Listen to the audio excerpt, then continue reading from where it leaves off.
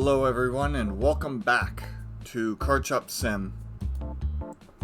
I'm doing wonderful today.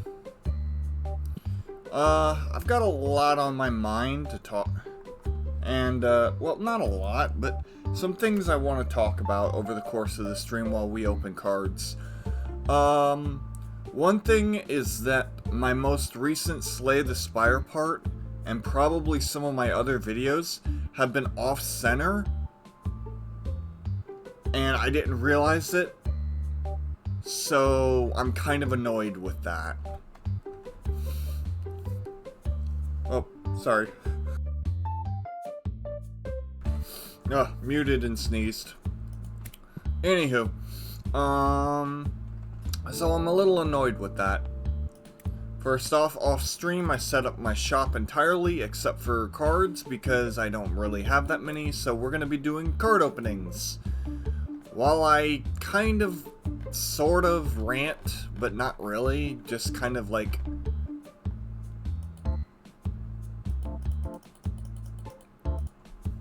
talk about things in a calm manner. 6,600. By the way, can you hear me? Can you hear the music? Is the volume good? Is it too quiet? Is it too loud? All good. Okay. 6,600. Here we go. First box of the stream. And sorry about the delay in starting. Lag is a real thing. The first topic I want to briefly touch on is not over the weekend, but around the weekend. The Burnt Peanut came out with another statement, and everyone is pissed off again. Which, quite personally, I'm not.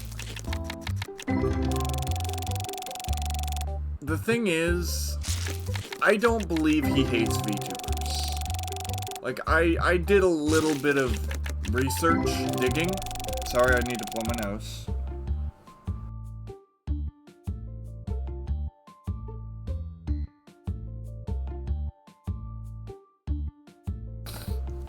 I did a little bit of, like, actually watching some of his content, listening to his full responses and all that stuff, giving him a, you know, like, the benefit of the doubt.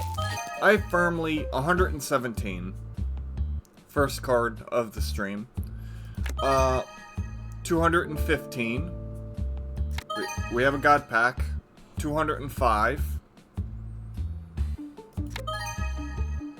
207, 121, 153. Actually, I can just rush through this God Pack because, the ending God Pack number is the total we have so far. So 1,153. Just put that down as our current total, because it's the first cards we've pulled. Anyways, I truly believe that what he said in his most recent reply, did you get that, by the way? I firmly believe what he said in his reply was completely fair to an extent. He said that it wasn't his community that was the ones going around sending threats and being completely terrible to other VTubers and Iron Mouse. Because Iron Mouse has been getting threats against her family, her life, things like that. Because people are dumb.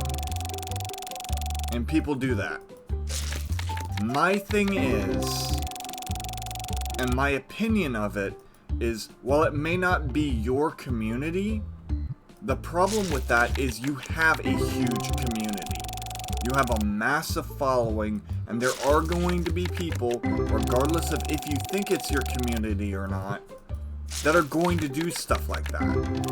Do I blame him and his community, his the community he wants to build? No. Do I believe that he's built a good community? I don't know, but probably. You know what I mean? It's one of those things where there is no feasible way to control what people do. If I had 2 viewers in here right now, I could tell them not to jump up and down all I wanted until I was blue in the face. If they did, there was nothing I could do about it.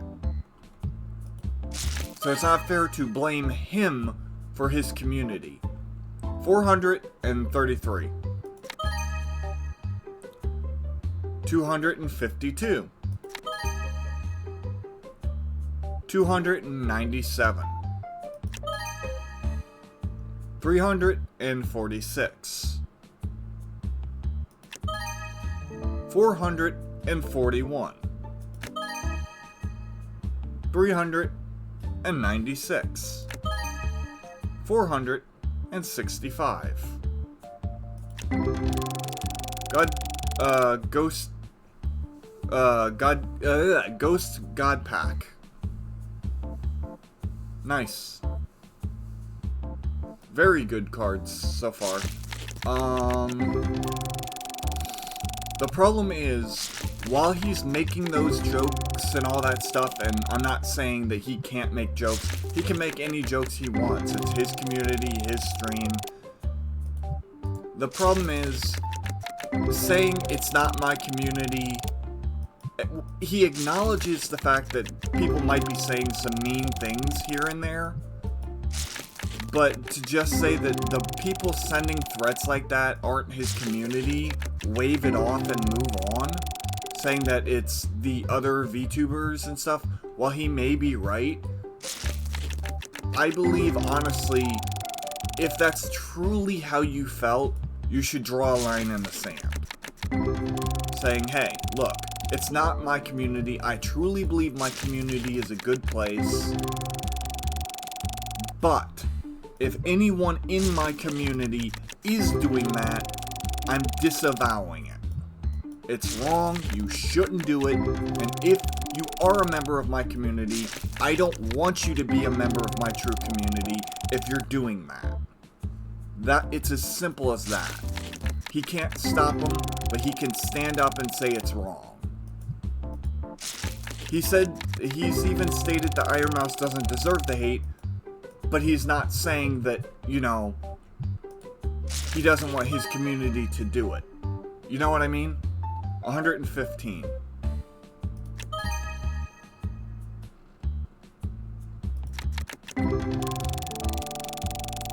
So, does he deserve the hate he's getting?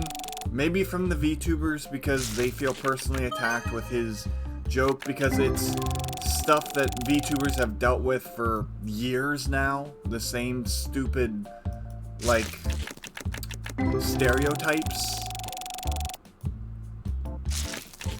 But is he doing anything wrong?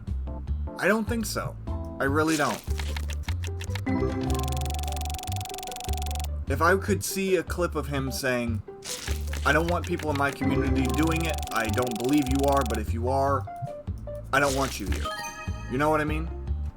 Just that simple. That would prove once and for all he doesn't hate VTubers. That would end all the drama, because I believe that people who would say that, you know, he's actively encouraging it or doing this and that, no, he's not. He just literally can't control the thousands and thousands of people, because he can't literally be there to hold their hand and tell them not to do something and then stop them from doing it. You know? It's the curse of having a big community. You'll have people there that believe every word you say and will ride or die for you.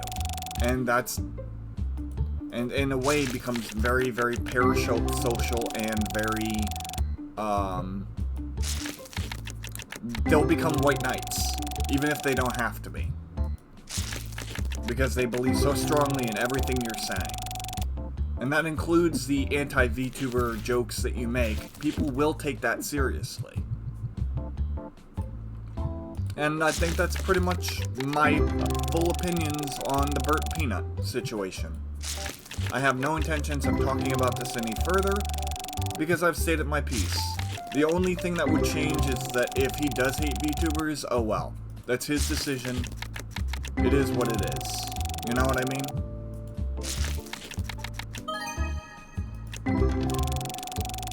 And if he truly does believe that, just look up Cinder and Cottonmouse. Because that will shatter your opinions, or your viewpoints of it being all 50-year-old men. That's just my thing. Anywho, the next topic I wanted to talk about was the Game Awards. I said briefly in another stream that Claire Obscure Expedition 33 swept the Game Awards. I wanted to talk a little bit more about that. They won 9 awards. Nice, 3,000 already. Almost 4,000.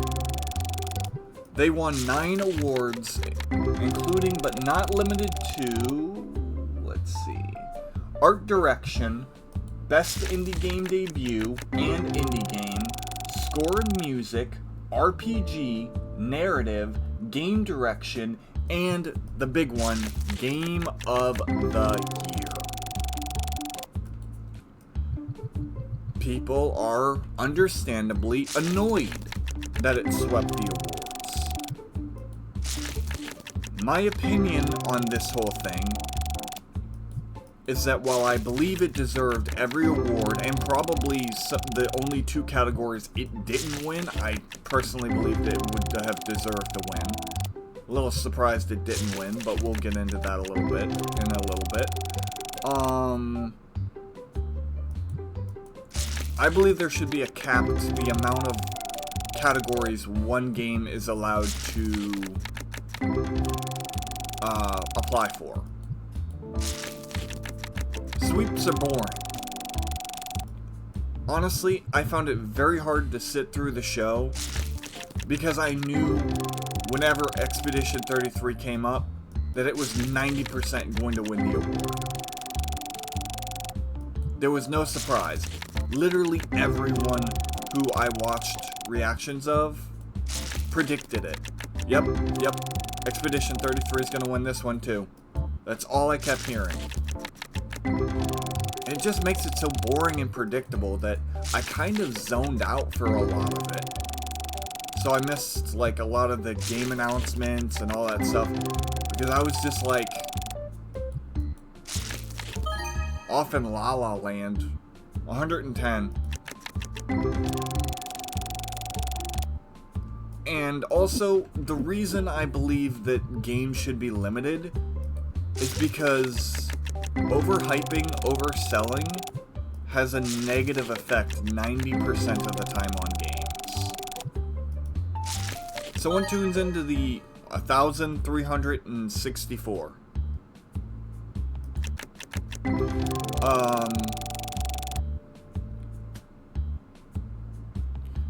Someone tunes into the Game Awards never having heard of Claire Obscure and watches as it sweeps all the awards, while their favorite games get pushed to the sidelines. They're not going to want to check out the game 90% of the time if all it's doing is sweeping award shows. They're going to get annoyed and say the game is overhyped.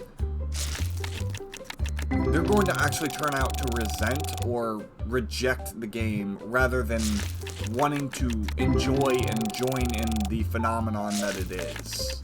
You know what I mean? It's like when someone talks about something over and over and over and just won't shut up about it. Even if you like that thing, you're gonna grow to hate it. And that happens more often than not, especially in the video game sphere. Or anime sphere. People talk about how great the show is all the time, and it's like, just shut up about it, dude. Enough. And that's how I feel like the award show is why people are so mad is because that's what's happening to Claire right now. Because of how much it got. Not only that, it gives other games that were really good this year a chance to kind of shine a little bit.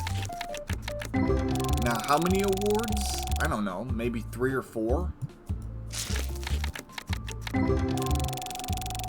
Per game, but like it's just every year one game sweeps.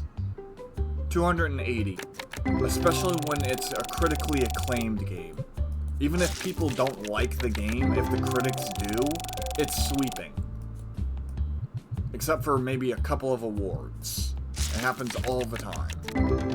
So, it's nothing new, but it's boring, it's bland, and I wish there was a limit to prevent overhype from happening. Or just like, hype fatigue. Does everything I've said so far make sense? And okay, 1K to break even. Nice. Am I making sense with my thoughts?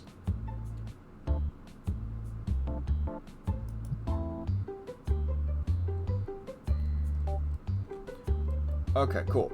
A couple of the awards I really didn't know anything about or like much have any interest in. Like, it's cool they have awards for like accessibility, but I don't think I played or heard or even seen anything of any of those games that were there, because they're just not my cup of tea. So I only wrote down a couple of other awards that weren't Expedition 33. And so I want to go over them real quick. 5,286. Wow.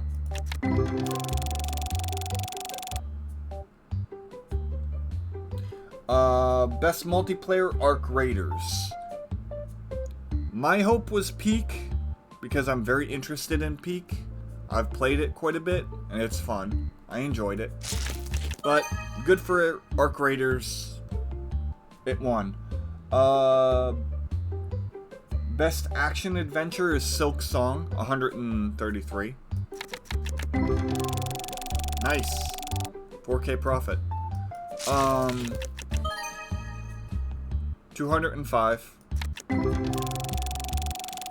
But, Silk Song, Best Action Adventure, kind of another very, very predictable win, because just of how much excitement for the game there was. Like, Silk Song has been like the holy grail of wanted games for ages, until it finally came out. And I've heard people absolutely gushing about how great it is, how cool it is. There's been a little bit of drama with difficulties, it being too difficult, and that makes the game unfun, and people are complaining about it, and wanting people to have level difficulty settings and stuff like that. 117. Personally, if the game is too hard, don't play it. If the game developer wanted there to be an easy mode, he would have put it in. You should never force a developer to do something they don't want to do with their game. 278. 365. 292. I'll slow down a little bit. 212. 235. 258. 217. A almost 2K God pack. Nice.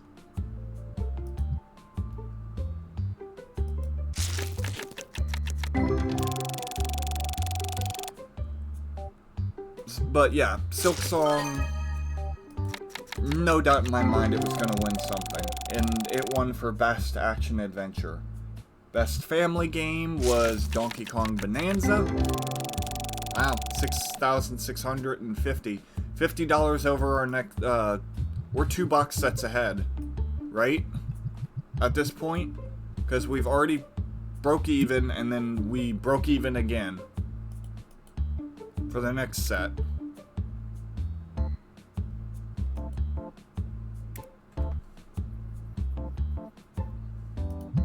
That's crazy.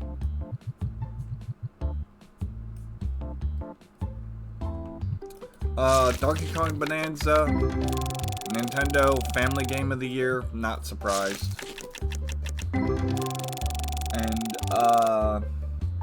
finally, the, I didn't write down one of the awards that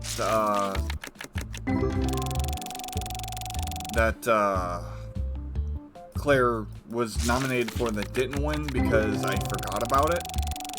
But the other one was Player's Voice, Withering Waves. Personally, I don't... Yes, I did save. Personally, I don't understand how that won because I've never heard of it. And no, I'm not saying that I'm so important or so knowledgeable that I know everything. Literally, I'll save again just in case. But I am very confident I saved. There you go. Saved for sure.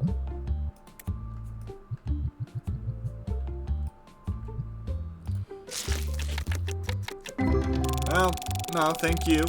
It's a smart idea to save. The old adage, save and save often. I've lost hours of progress in games because I forgot to save before I shut it off. So, 291. But when it comes to streams, I'm always on Twitch looking at many different streamers. No one talked about Wuthering Waves. I never saw anyone play a demo for it. I never saw anyone even remotely know what that was. So how it won Player's Voice kinda weird is weird to me.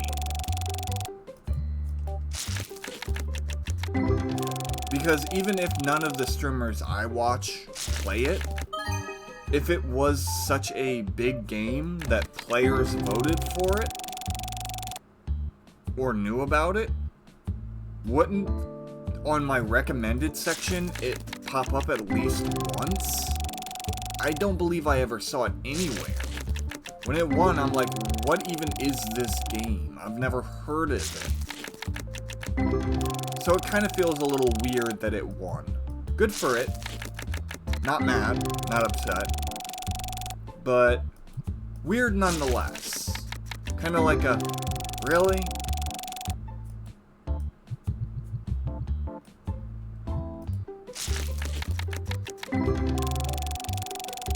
I think like some of the other games... Oh, it was sound design, I think? Yeah, sound design is what Claire didn't win. It went to Call of Duty, I think it was. Which is also weird because I've heard people say that aside from maybe small tweaks to the gun sounds, it's pretty much the same kind of sound all the time. So I don't know if Claire should have won that one, but I don't think Call of Duty should have. That being said, it won, so congratulations. I'm not so blinded by my own biasism that I can't say that, you know, hey, this game shouldn't have won, but it won, but now I'm mad that it did. Kind of a thing. It's more of a, I don't know how I feel about it because it doesn't make sense to me.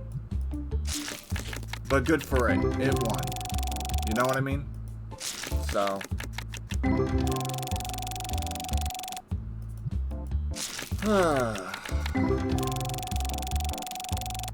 And then we get to the last topic on my list. Well, besides small updates here and there. This one, when I found out about it, I was absolutely livid.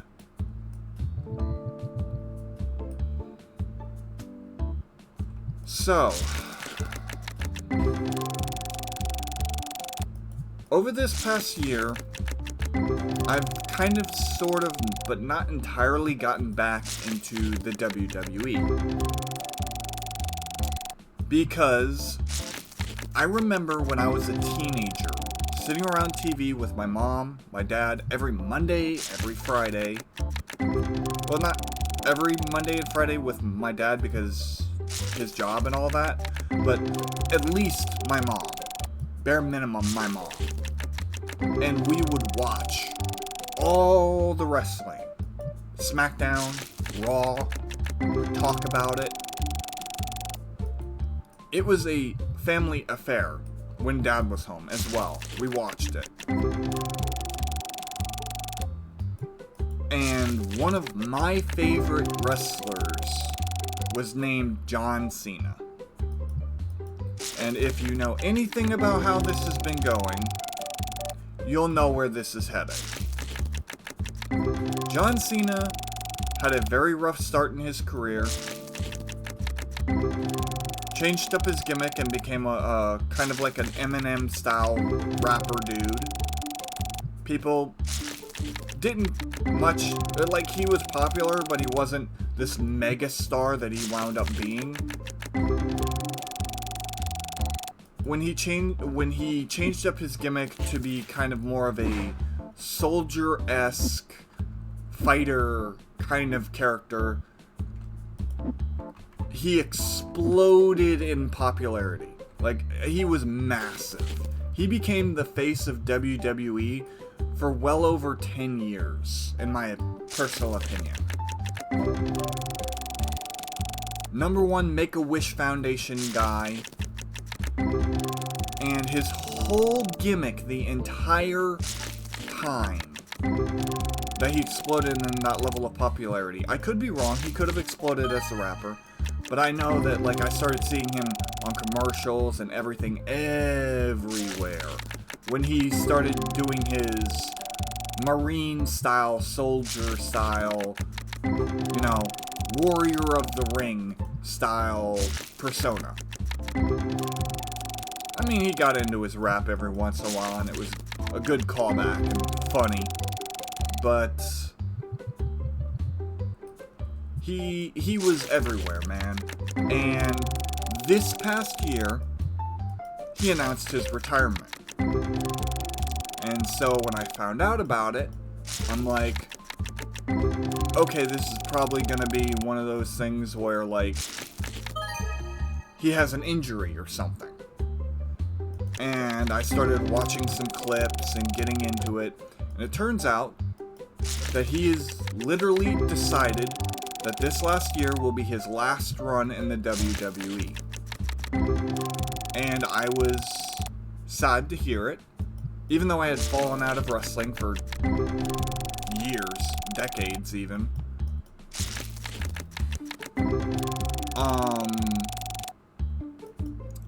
I wanted to kind of keep an eye on his tour and see how it was his last hurrah. And people all over the place were saying both good and bad things about every little thing. My personal opinion was, if it was how John Cena wanted it to go, then it went the way I hope it went for him. Like, genuinely, I was happy. He turned heel. That was a disaster because, like, things didn't plan out and he had to abruptly switch back to a babyface because things weren't lining up. The crowd wasn't with it as much as he had hoped. Things kept falling. Plans kept changing. It was a mess. But I was happy to see John Cena wrestle and be awesome. even the parts I disagreed with, I was happy just to see him going out in one big hurrah. You know what I mean?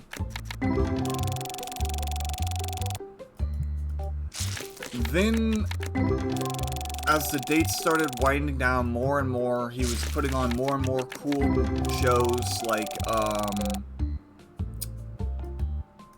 I think it was like Survivor Series. He's lost. The pay-per-view before that, he won. The pay-per-view before that, he lost. Like, he was winning and losing, winning and losing.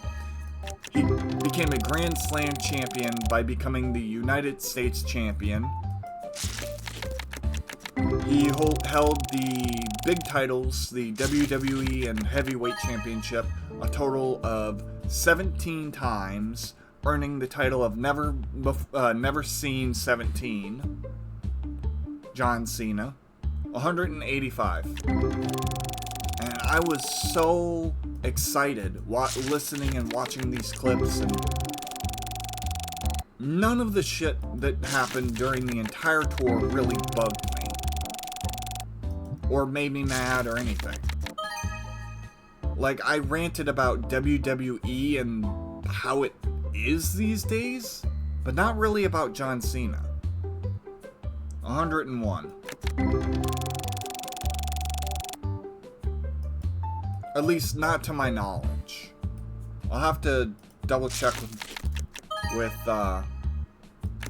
did I rant about John Cena? I may have said, like, his retirement tour is not being received well and stuff like that, but not about John Cena himself. No, I didn't, or no, I did?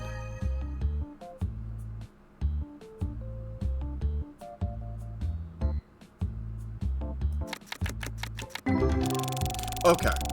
So yeah, I did rant about, like, how WWE doesn't have any stories, their booking is bad, things like that. And other characters. Like Brock Lesnar coming back in F5ing John Cena, and then next week nothing happens. And things like that. That wasn't on John Cena, that was them wanting a shock factor. Things like that. But,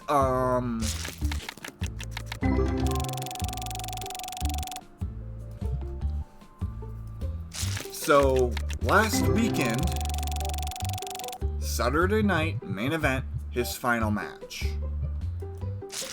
Everyone I was watching reviews on the show for, getting clips from, talking about with, pretty much everyone expected John Cena to lose.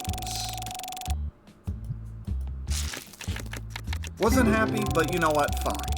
John Cena's whole thing was putting over talent. He would sacrifice his titles, his wins, even opportunities to give smaller, less-known talent, or even upcoming talent the chance to really shine. That was his whole thing. And his entire retirement tour was about that, you know? Like, giving amazingly good matches as best as he could, paying homage to all the wrestlers in his rivalries. A lot of his moves were finish fests where he just, like, used other wrestlers' moves to kind of pay homage, and I really actually myself enjoyed that. But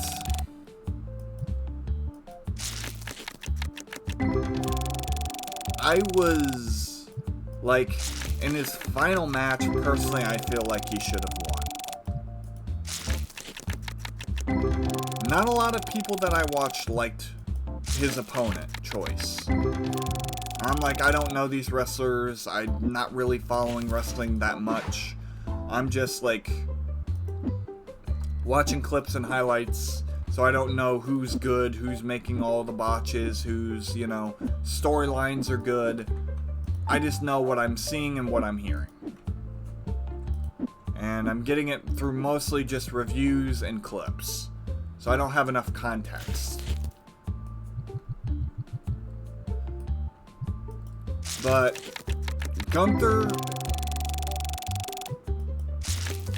he's an up-and-comer. he's trying to get a push. John Cena was gonna lose, and it was gonna help push him over. That was, at least in my interpretation, that was the idea. While I believe he should have won, I was fine with him losing. I was a little annoyed because, like, come on, it's his last match. Let him go out on top. But that's not who John Cena is. You know, he's the guy who never gives up, you know. Hustle, loyalty, respect.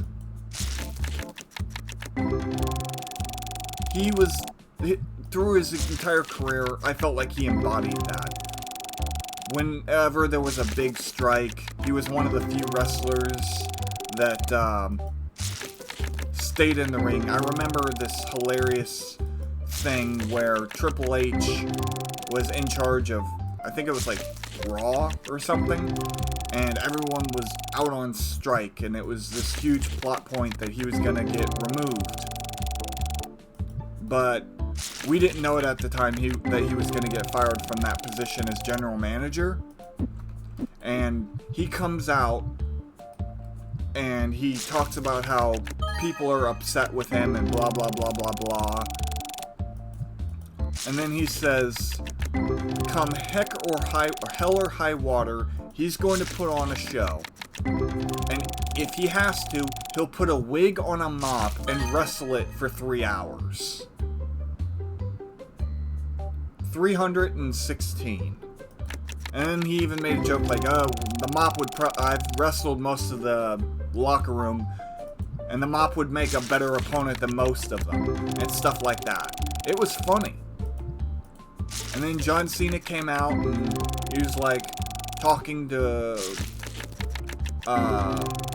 Triple H, and he's like, eventually it all culminated to being like, I'm on your side, I'm here, let's put on a show. And then CM Punk came out, and a couple other wrestlers came out, all showing their support, and they started a match, and then Vince McMahon came out and fired Triple H from being the general manager.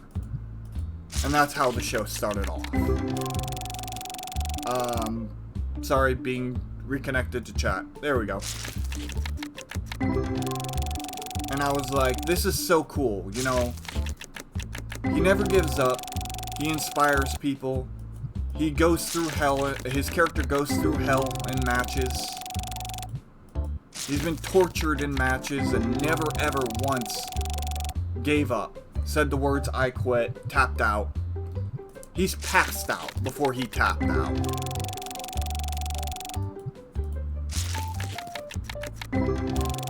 And then the match with Gunther happens. And it ends with John Cena tapping out.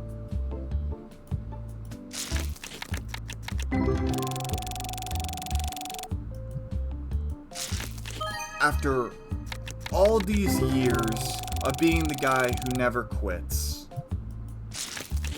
who embodies everything he preaches as a character, like his character embodies what he claims to preach as his character. Someone who I kind of, in my teen years, looked up to, decided, I don't know if it was his decision or not, but he tapped out. I expected, because everyone was saying he was going to lose, that he was going to lose. Whether it be pinfall or being choked out. You know? I was like, fine, you know. Let the dominant guy be the dominant guy. The next generation, blah, blah, blah. But to tap out? Really? 165. John Cena tapping out in his final match. That is the most disrespectful thing I've seen in the WWE. Someone who's given 20 years of their life to have to go out like a bitch. To throw away the ideal that to never give up, that he's preached for like 10 years as the face of the company. and he pisses it all away by tapping out. I was absolutely furious.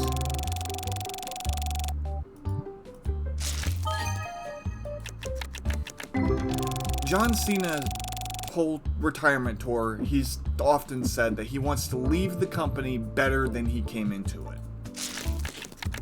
To the WWE, I know you'll never see this. I know you probably don't care about one fan's opinion or ex-fan's opinion, which is fine. You know, I know I'm not important enough, but, you know, it's what it is. I genuinely hope the WWE shuts down. I want them to have to close their doors and file for bankruptcy. I don't care.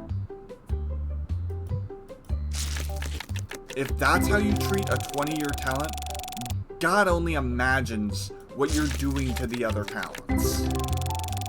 If you have no respect for someone who's given 20 years of their life, I hope the wrestlers have to move to different companies and are treated even better with the respect they deserve and become way more popular than they ever could have been in the WWE. And if John Cena is the one who wanted to tap out on his final match, I hope this match's backlash is what does it. What shuts down the company. Because you wanted to go out on shock factor. You wanted to leave it better than what it was. Losing, throwing away your ideals, your character's ideals, and spitting in the face of your fans was not the right decision. I'm sorry. I genuinely lost all respect for John Cena in that moment when he tapped out. And I will probably never, ever, ever watch anything to do with wrestling ever again.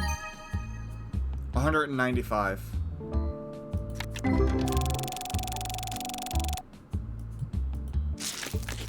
So yeah. That happened on Saturday, and I've been angry about it. Oh, whoops. You know, even if I'm paying attention, I mistake 8s for 9s for some weird reason. Something in my brain. I was paying full attention, because I haven't missed a card yet. At least to my knowledge.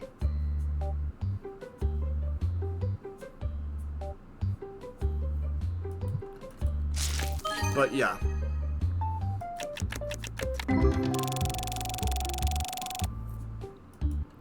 I was beyond pissed off and having time to kind of calm down, you know. Well, not calm down, but more like get my thoughts together because of the utter shock and disbelief that John Cena would go out like that.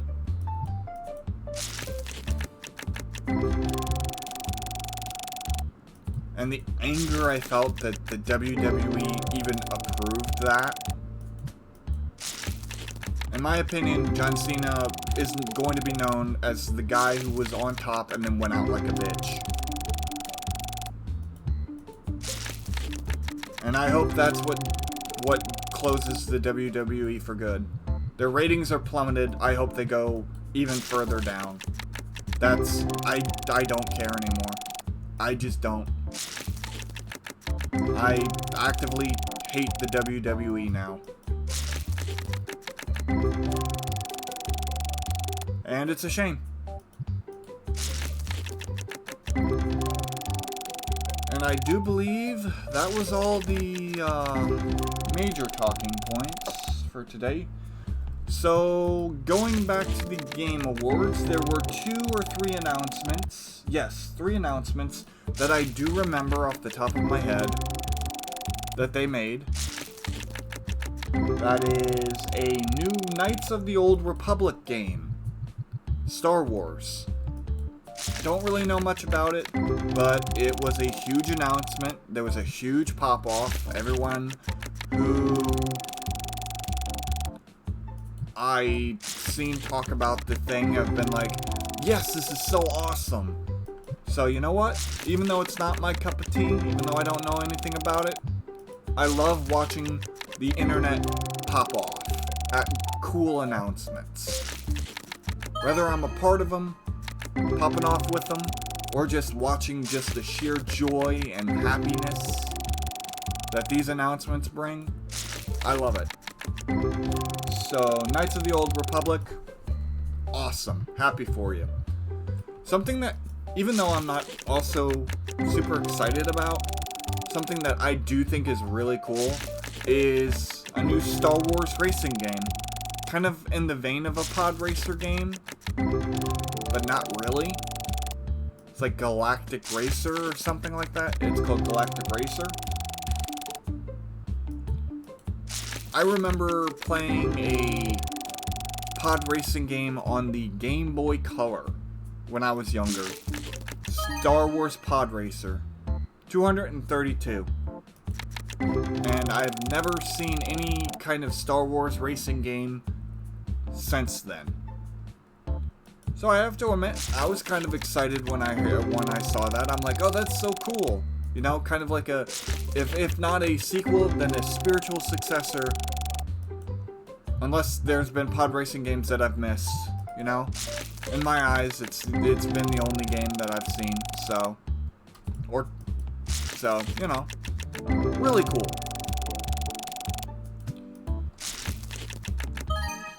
Then, the final one is a new Mega Man game. Mega Man is back. And people were pretty excited about that. As someone who played a tiny bit of Mega Man, never really, like, got into the series, I thought Mega Man was cool. Was alright. But to see it come back to such a pop was really cool. It was a really cool announcement. They showed gameplay, looked cool, looked really old school Mega Man style with graphics. Side scroller, more in the vein of like the classic Mega Mans, but with the later, less liked old school Mega Man gameplay with the graphics, improved graphics of the games that people didn't like for their gameplay. Kind of like a mix of both, old and new. So, really cool. Really, really cool. And those are the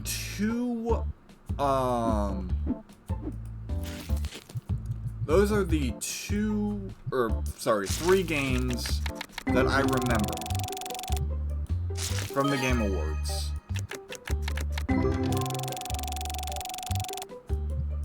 Other than that, I remember like a couple of jokes. Miss Piggy and a dog Muppet showed up and did a little song and dance song performance. Evanescence actually did a performance at the games thing. It was kind of meh on the song, but it's a video game song kind of thing. It's not like one of her original songs or anything like that, I don't think. But it was alright. I enjoyed the performance, it was fun. But yeah, that's pretty much everything that happened around this weekend that I wanted to talk about.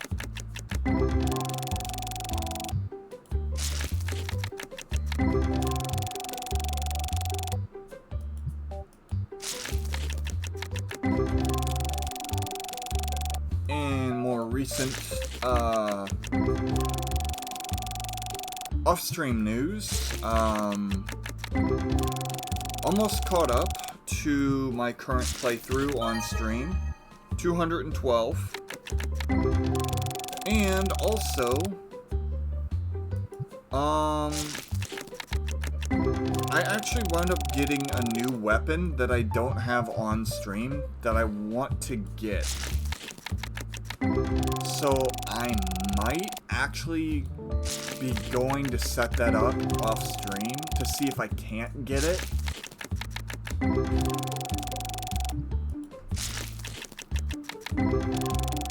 Because all I need is, like...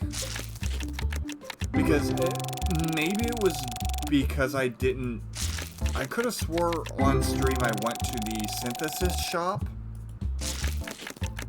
in the town that, in Lindblom, when it was, before the events of the story happened, and it wasn't there, but on my playthrough, off stream it was. So, I'm very curious to see that.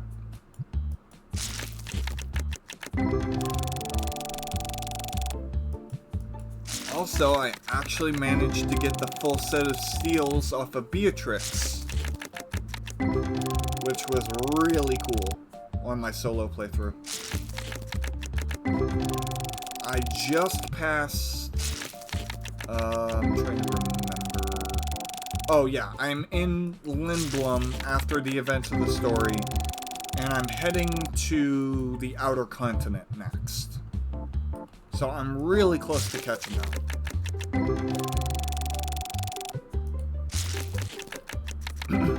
In a couple of days, let's see. Hello, mouse? Where are you, mouse? Why can't I find you?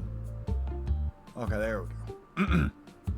In 2 days, Splitgate 2 drops, and Power Worlds Update drops. I've kind of been getting ready for it very slowly. I don't think it's going to be a lot of new pals and new mechanics and stuff. It's mostly going to be refining the building mechanic and the crossover. If everything I've been seeing is actually right.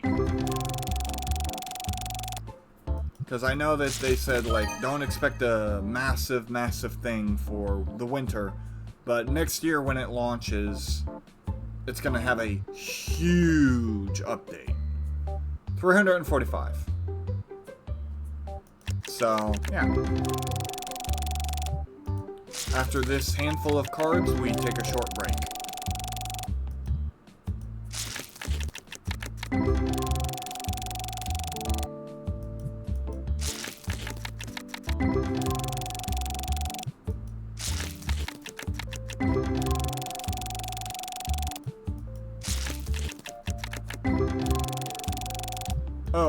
The Pokemon Legends ZA,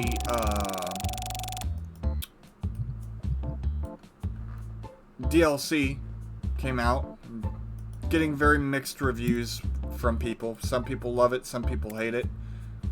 Personally, watching it, looking at it, I think it's kind of... I think the story is alright, but I think that the gameplay loop is the same old, same old.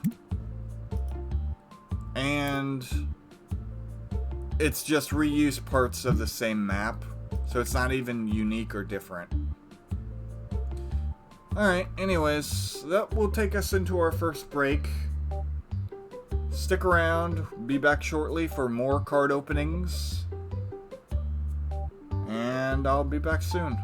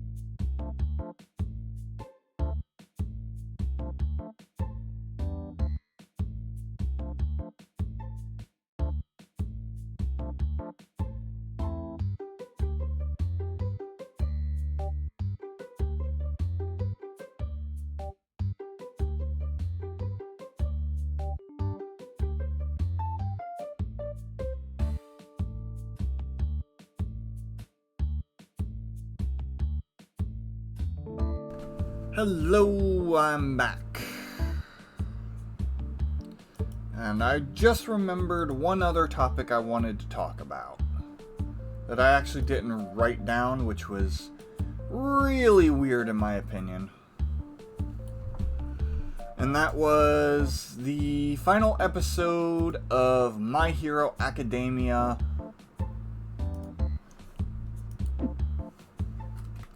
Thank you. The final episode aired over the weekend, at least I think it did, or around the weekend. And it was the flash forward episode. The Where Are They Now style episode.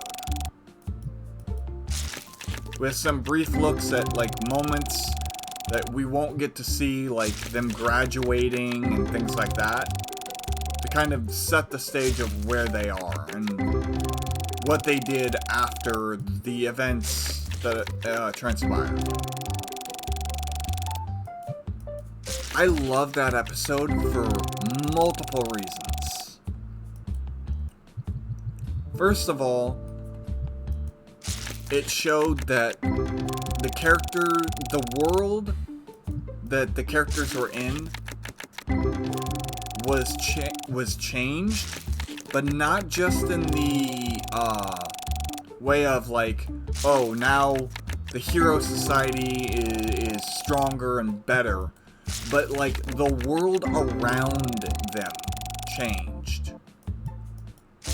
And this was represented so beautifully because in a prior episode, an old lady asked the question, was there any way we could have prevented this from happening? It makes you wonder. And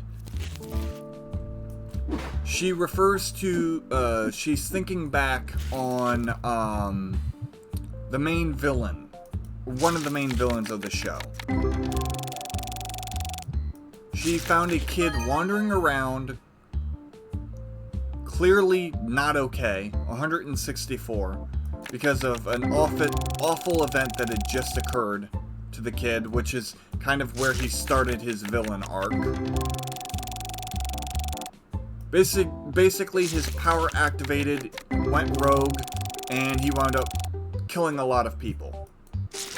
Or killing some people. And he got covered in blood and all this stuff. Anyways, so 363. It was an awful tragedy. And, she finds the kid, this old lady finds this kid, and the kid clearly looks deranged. And so instead of offering a helping hand, she chooses just to ignore it because someone else will help. And the whole point of the story is that these villains, a majority of them, never got the help they needed because everyone else was waiting for someone else to do it.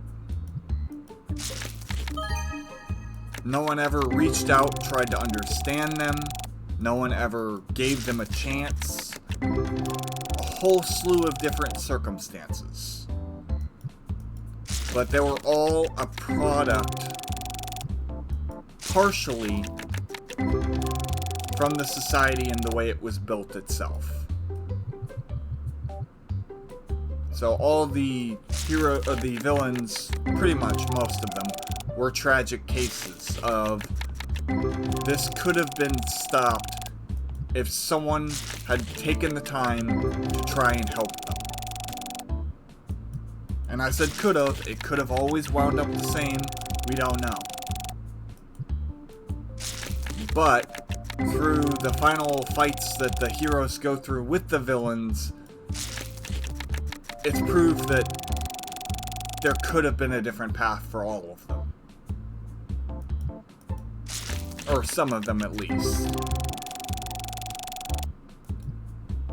And so this old lady winds up stumbling into another deranged looking kid who had just went through some pretty bad stuff because society will never be perfect. And she thinks back to the first encounter with the villain Shigaraki, which happened to be one of the main villains of the show. And she reflects on it, saying, you know, I wonder if that kid ever actually did wind up getting help.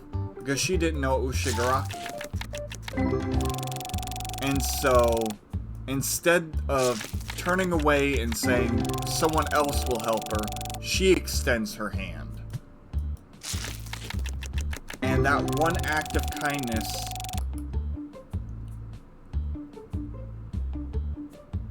basically causes this small ripple effect in which more people take notice and start offering to help this weird, deranged looking, messed up looking kid who is clearly starting to become hateful and resentful because he's going through a hard time and no one's helping him. And it's not like a oh poor me situation, it's like it was the start of his villain origin, that the granny if people had turned away just like the society had in the past, could have eventually led to another Shigaraki situation. But instead, the granny reflects on the past and decides to make the different choice of reaching out her hand to help the kid. And it causes a small ripple effect where more people take notice and start offering to help the kid as well, thus preventing another Shigaraki situation. I absolutely love the fact that they called back to such an earlier event and it showed how society had changed. Because before, no one would have helped. They would have waited for a hero. And if there was no hero, oh well. Now people, common people, are starting to become the heroes in the show. Number 2, I personally loved how they ended the show with Deku having no quirk. He was given this awesome power to defeat the great evil. He defeated the great evil. The power's job was done. And in order to do it, to defeat the great evil, he had to sacrifice his power. It's not one that he'll get back. But from day one, I knew 291. I always had this feeling that I really wish he had started the show and been the whole show without a quirk. Because the whole thing is, the show's whole point is you don't need superpowers to be a hero. Because when heroes need help, it is the citizens that help them. Via their support, their encouragement, kind words, small gestures. That's all being a hero to the heroes. The heroes may fight the villains, but it is the citizens that keep the heroes going. So I really wish he would have started and ended the show without a quirk.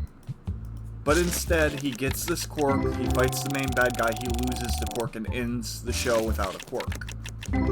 However, he was also one of the most intelligent characters. There were quite a few intelligent characters. He literally becomes Batman. He gets a new battle suit that can simulate quirks because of technology's mass advancements, because people who are super intelligent, like a character named Momo, whose whole quirk is literally creating things, but having to know exactly what it's made of, like the molecular structure of the thing. Like, she knows down to a science what things are. 315. And pushing science forward, that was what her whole thing was. So they were able to make Deku this new battle suit, this new, with this new technology and all that stuff, and all of his Class 1A, helped support and finance the construction and research into this new suit. From day one, people had already said that he was smart and was like Batman. And so it's funny that he ends up like Batman. He's not he doesn't have any superpowers, but with technology, he can still be a hero. Because he has the brains and the skills, has always had them to do so. I absolutely love that ending. Because it's kind of what I always hoped it would be. From the start.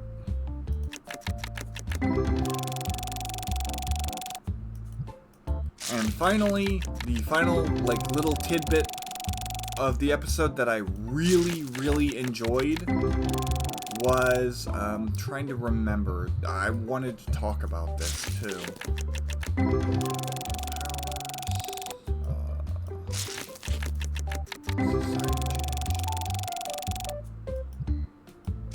I mean, of course, he passes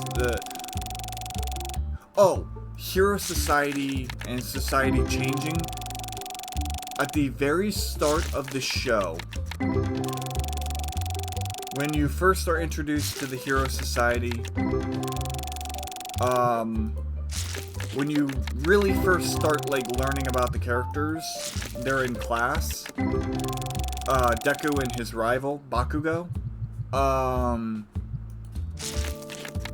they're sitting around and the teacher is like, okay, it's time to, decide what you want to do for your future, blah, blah, blah.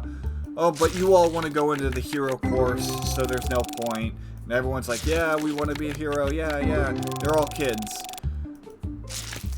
This time, it flashes to a different school with, supposedly the one who's going to be passed the torch down to. Not the power, but the you can be a hero, live your dream mentality, 215. And, instead of everyone just wanting to be a hero, people are like, yeah, I want to be a scientist. Like this hero is. I want to be a tech wizard like this hero is. I want to work on support items like this person is. It was more than just, I want to fight crime. And it seemed like society itself had kind of blossomed from just heroes being heroes and being public figures to heroes actually being important to the very fabric of society as well. You had gentle criminal or gentle man or something like that, I forget his name, who did all the tech stuff, and people really wanted to work for his company because of all the tech stuff. And you had Mei Hatsune, who was just the support item fanatic creator character that we met, that became super popular for all of her advancements in support building because she's just a genius. So people want to follow in her footsteps. And it's not necessarily about just fighting crime and saving the day anymore. And it was so cool that it kind of blossomed out of just one specific thing that heroes were doing. And that's keeping the people safe. And of course being advertisements and all that other stuff. Being famous. So it was really cool to see that kind of full circle moment. Where it's we could definitely see the impact of society, how the hero society was affected by all of these events, and how society itself had also changed and evolved. Not just the characters. The people in it as well. So it was a really kind of complete the cycles, full circle moment. Of course, you had a couple of people being like, yeah, we want to be heroes too. It's like, well, yeah, of course.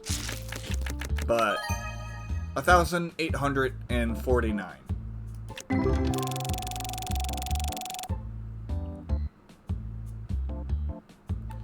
And so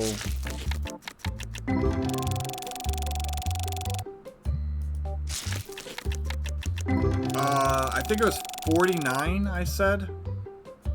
I can check. Because I remember... Yeah, 49. It was this card right here, actually.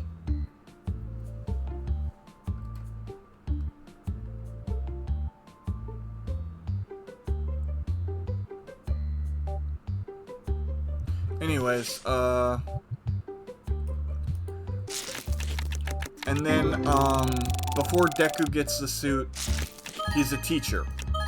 He became a teacher to kind of pass on his knowledge and skill sets to future generations. He meets this kid who's down in the dumps about his quirk not being cool or good, and he asks him the very same question he first asked his hero, All Might. Can I be a hero too?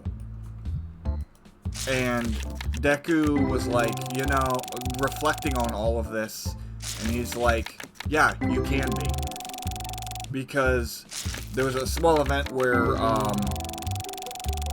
the whole stick about heroes was that the great ones move before their body has time to think. So if, like, someone's in trouble, they immediately rush to help without a second thought. And a kid trips, and Deku immediately, even though he's no longer a hero, rushes in to try to catch him before he falls. And so does this other kid who's questioning whether or not he can be a hero or not. And it's what All Might, the main hero that gives him his power at the start of the show, first noticed about Deku. And why he believed that Deku was worthy of his power in the first place. It's because he rushed in to save his friend who had been captured by, or rushed in to save someone who had been captured by a villain. And he had no powers, and he was just gonna rush in there anyways. And that inspired All Might to act in the second episode. And so Deku was like, yeah, you know, you rushed in to save the kid, to stop the kid from falling. You have the instincts of a hero to rush in and act without thinking. You know what's right, you want to help. So you too can become a hero. And then, like, he winds up going to the school because he had also been, earlier in the episode, talking about, with another teacher about how, yeah, he misses being a hero, but giving the encouragement and passing the torch is just as good because he can impart his knowledge and wisdom onto future generations. And that when he's given a dream, it's only fair that he gives dreams to others. He was blessed, now he wants to pass it on. And then he winds up at the fake ending. I say fake ending because, like, it says the end, and then All Might breaks the ending. The end thing that appears on screen, and gives him the suit. And then we get the real ending where he's with his... where everyone of his class reunites on a distress call. And they all run side by side, like in the intro of the very first season. Side by side with him as he rushes in his new costume to save the day. And but he was like, yeah, this is he had been happy to be a teacher, and now he gets to be a hero and a teacher, and he's Batman. Which in my opinion has always been one of the more interesting superheroes. because Batman is very skilled in combat, but he goes against super powerful, superhuman beings all the time, and he uses gadgets to kind of even the playing field, which has always been way more interesting than just, I can channel lightning and zap him, even though he's super strong, and stun him. It's like, no, I have to be clever about how I do this. 212. And of course we get little tidbits of like them graduating and like their career paths. Another really kind of cool callback, not to first season, but the prior season is, and I guess an earlier episode, is one of the characters tried to save one of the villains who was kind of too far gone. And it led to an incident where she nearly died, but the villain, she did wind up reaching the villain, and the villain sacrificed himself to save her. And the whole reason that they were fighting in the first place was essentially because the hero finally kind of had a moment to understand the villain and began seeing things that she hadn't been before. And so now she was honestly desperate to save the villain. Well, not desperate, but like trying desperately to save her. Because she was one of the villains that really never had a chance, because her power was weird. It was kind of one of those powers where it's like, if it were in real life, I would understand why everyone would be freaked out and not like it. But it's something that she personally can't help. No one tried to help her or understand her when she was a kid, and she wound up finding a way to understand her power, which led her down a path of crime. Murder, to be exact. Like, she was killing people left and right. 121. Never any of the main cast, but like characters and side characters before, during, and after she was revealed. And so the hero took that to heart, and the guilt that she felt for it ending the way it did, and decided to spearhead a new project in which she goes around to schools, young schools, with people who are developing their powers, and do counseling for them, so that she can prevent anything like that from happening again, because now they have someone who's willing to try and understand even the weirdest, most, like, strangest quirks, so they don't have to feel like they're outcasted, and kind of teach them outlets, or give them ideas, and help them understand their powers better. 12,000. Nice. 12,200. Alright, we're moving on to the second set. Oh, whoops. There we go. So it was really cool how they kind of took things and character growth and also applied that to nice 5k profit to start. They basically took all the character growth and also applied it to the endings to each character. And you also get while the credits, like I think right before the credits, they show this is what they did after the show ended kind of thing. 127. Like, you see that people are teaming up for various things. You get to see how all the characters basically turned out at the end. And I absolutely loved it. It was a really, really good episode, even though literally nothing happened.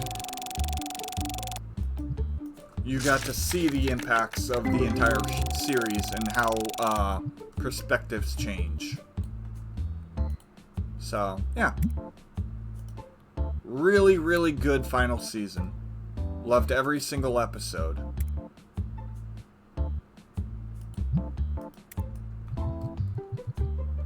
And the animation was absolutely amazing throughout.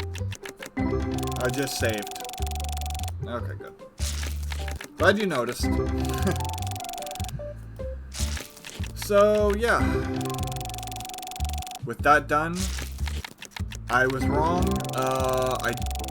I think an OVA is still going to happen, where it's just kind of like a side thing. Because I think there's stuff they didn't cover that they're going to, but it's not like essential to the plot or anything anymore.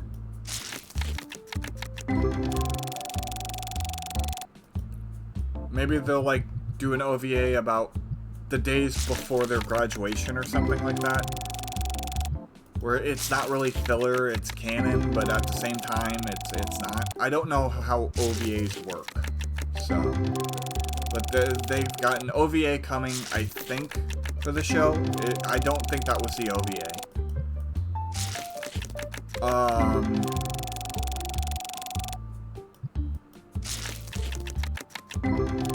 And then My Hero is done for good.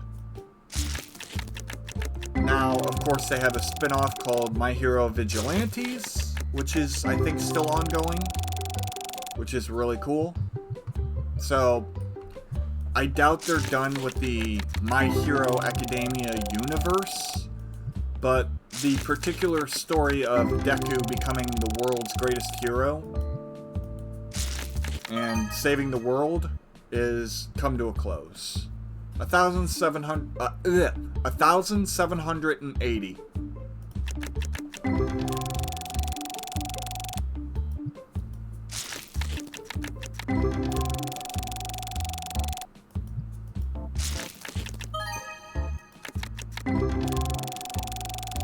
So any future episode, any future series will be spin-offs or continuations.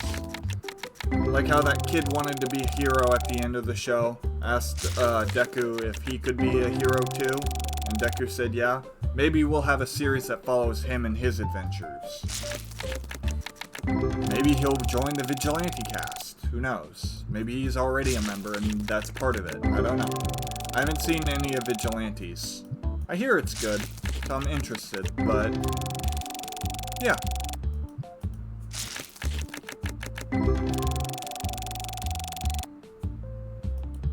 Fantastic end to a fantastic show. 345.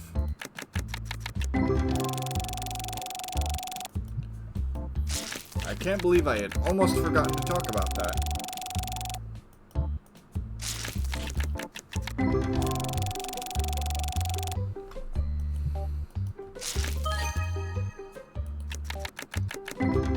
So how is, I guess I'm a terrible streamer because, you know, I've been talking for so long. How was your guys' weekend? Did anything interesting or noteworthy happen? I should have started with that before I went on my hour-long tirades.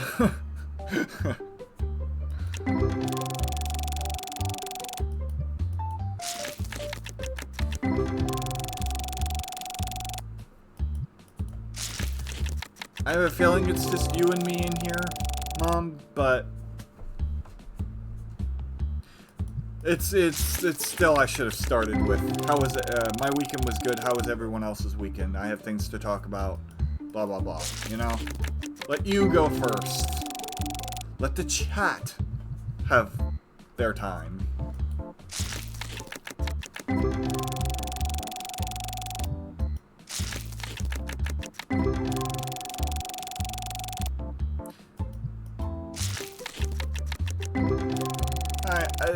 You know, chat interaction is important in streams, so I kind of want to do more of it.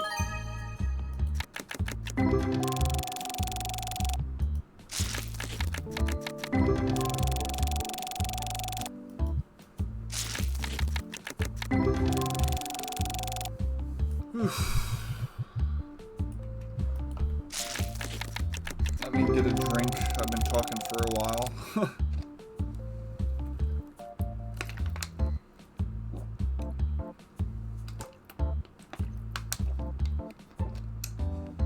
Yes. There is one more thing, but it's all stream related. I know, but I feel like if there were more people here, chatting, I immediately after I asked kind of jumped into the long thing. It should have been one of those things where it's like, how was your weekend? Did anything interesting happen? Wait for a little bit to see if anyone else who might have been lurking responded, you know? That kind of thing.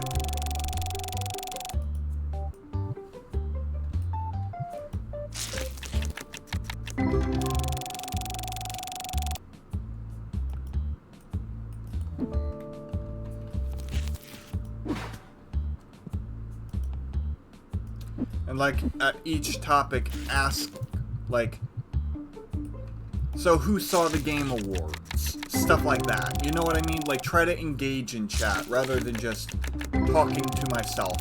Talking to chat, but not giving them chances to add to. You know what I mean? That kind of thing.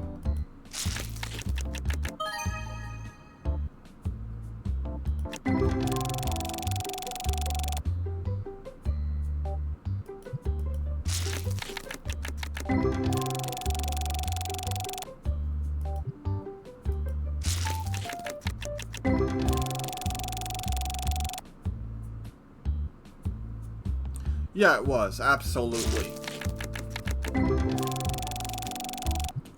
One was over 2K, one was 1K, and I forget what the other one was, around like 2K, something like that. Plus I got a 5K card. The first set was absolutely insane.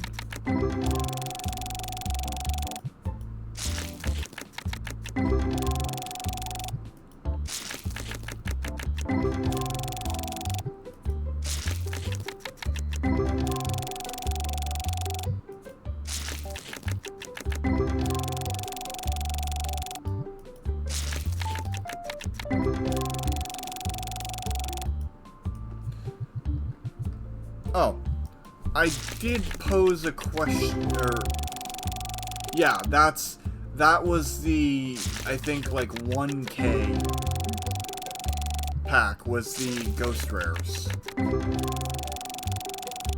I think. Or no, wait. That had to be more than that because they were like 300 apiece. I don't know. I really don't know. Yeah, 100%. Anyways. We're playing a new game this week. I'm gonna give it a shot. I played a tiny bit off stream. I personally think it's interesting, but I don't know streaming-wise how fun it'll be. So we're gonna give it a shot.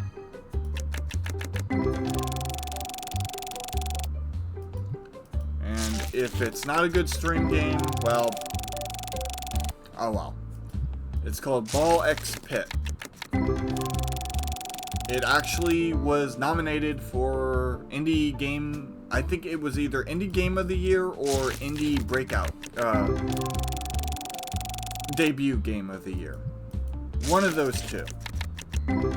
And, of course, Claire beat it out for it, but it's a game in which you're a character on the screen dodging, like, arrows and attacks from waves of minions that are coming from the top of the screen downward.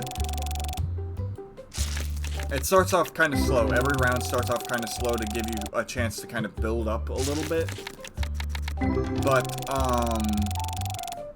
the whole goal is to make it to the end of the level without dying, and how you die is either you take damage or an enemy reaches the bottom of the screen. And, you know games like Brick Breaker, where you have like a ball that bounces around the screen and you have to hit it with a paddle? Well, think of that, but only without the paddle. And there are different balls with different effects. So like, one level up, you could gain a new ball that goes through enemies. So you have a ball that's bouncing around the screen going through enemies. Or poison. Or lasers.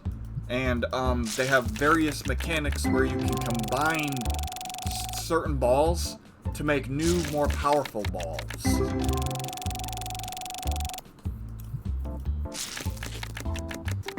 And I personally found it interesting. They also have a city building mechanic to it, where after each run, you can do a harvest for materials, and you can build new stuff that gives you, and each run you can unlock new stuff and get more buildings if you make it far enough in the levels, because they have these things that drop called blueprints, and every map has a certain amount of blueprints. And basically what you're doing is you're building your town to give buffs to your characters, to unlock new characters, and stuff like that.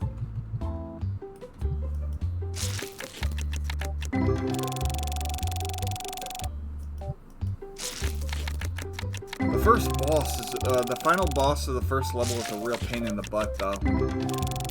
I didn't realize exactly what I was doing until, like, mid-fight, and then I realized what I had to do, and I'm like, so I've been kind of like dodging for my life, trying to hit him, and doing literally nothing because I wasn't doing something. That's annoying. But now I know better, so.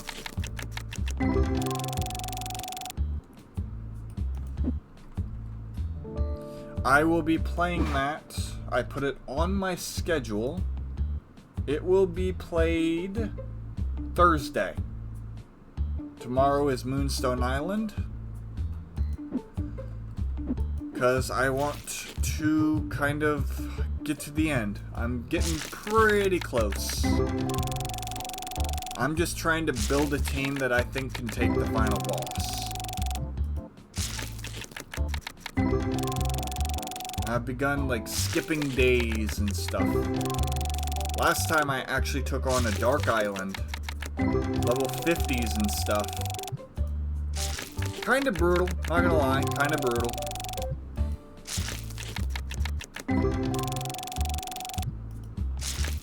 But I managed.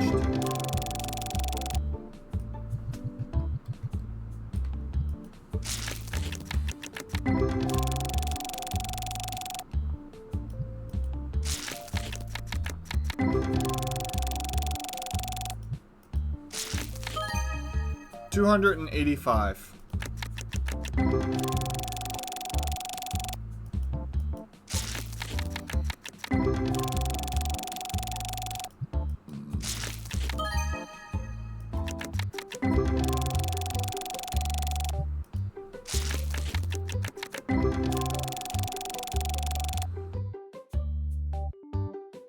Oh, sorry, I muted to sneeze.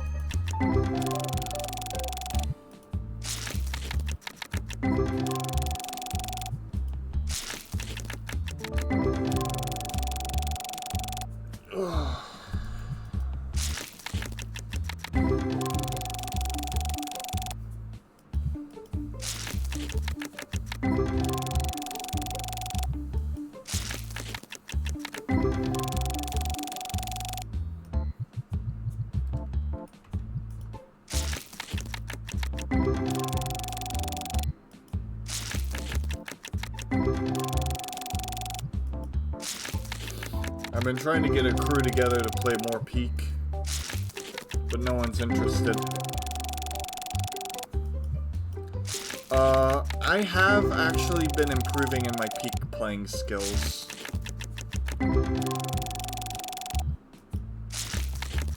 I truly feel like I've gotten better at it. At decision making and whatnot in that game. There was one time I truly believe I could have cleared the jungle. The harder version of the jungle, not the mushroom biome, but the jungle itself. I just got greedy with a chest, and I wound up dying as a result.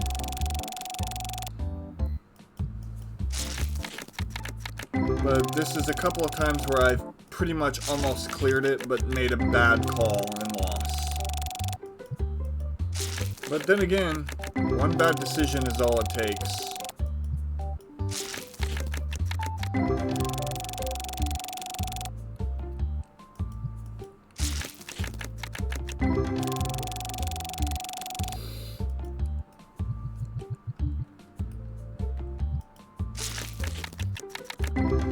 What really stinks is when you have a whole bunch of supplies and you make one bad call, 283, and you die as a result, even though you have like tons of extra items that you could have used, but didn't get the chance to. On the chest that I got greedy for, that I lost my run on, I had 2 shots left of, an escape claw that I could have literally launched myself to the top of the jungle with. I had like 2 med kits, so any bad falls that I lived through, I could actually heal up. A couple of other really good items. 217. But because I took the poison and wound up losing because of it, all those items I couldn't use. It's like having medkits and then taking a drop so far that you die instantly and there's nothing you can do. Like if I would have lived that, I could have actually healed it up. Oh well.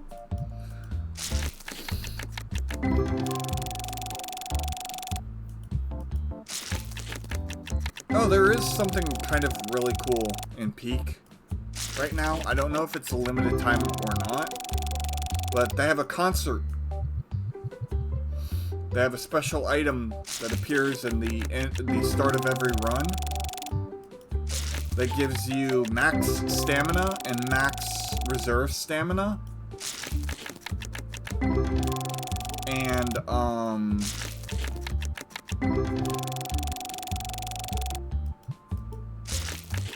it's a concert. And coolest of all is Iron Mouse actually does an appearance in it. It's kind of like a pre-recorded concert that plays every time you do it, but still, it's really cool. People are like, "Wow, Iron Mouse, I didn't know you were in this." She's like, "I literally couldn't say anything. I wanted to so bad, but I couldn't." The songs in the concert are like, meh, don't really care, but still a cool thing. Like a little collab that she was a part of with the Peak developers. She even got a special hairstyle put in the game.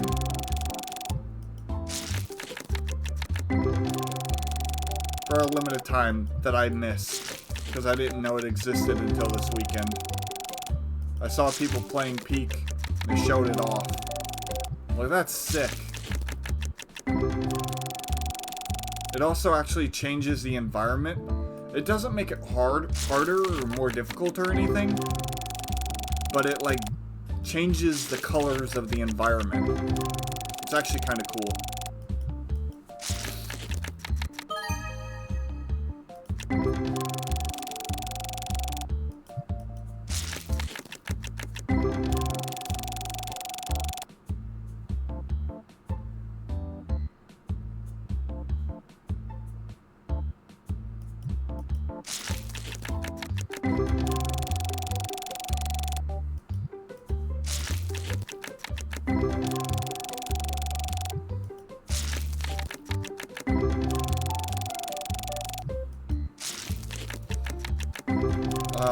haven't really played much Vampire Survivors because pretty much I'm at the point where everything I'm trying to do, 185, is either 1, really annoying and really tedious, or 2, bugged.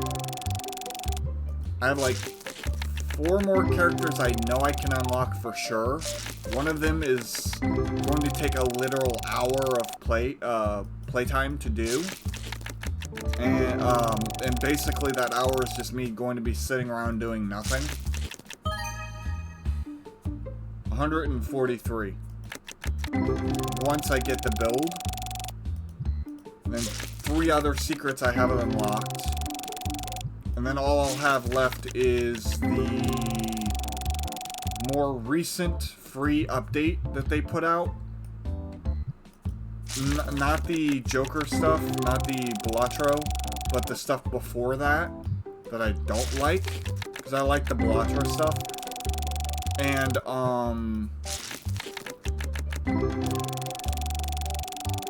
some of it is bugged. So I'm gonna wait until they put out a patch saying they fixed the bugs on those.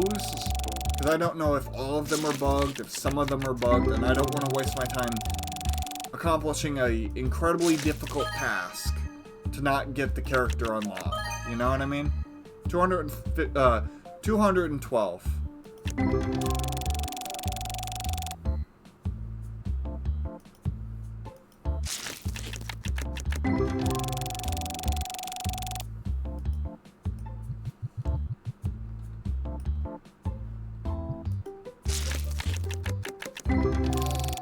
But in terms of achievements, I platinumed it. I did that a while ago.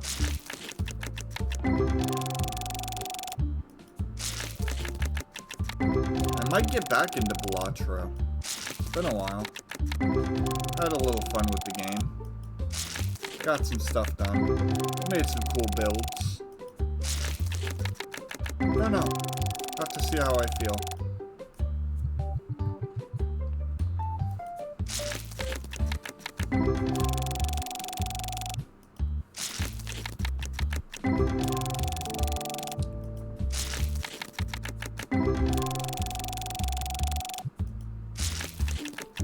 Here's a question for you. You like Stardew Valley, right, Mom?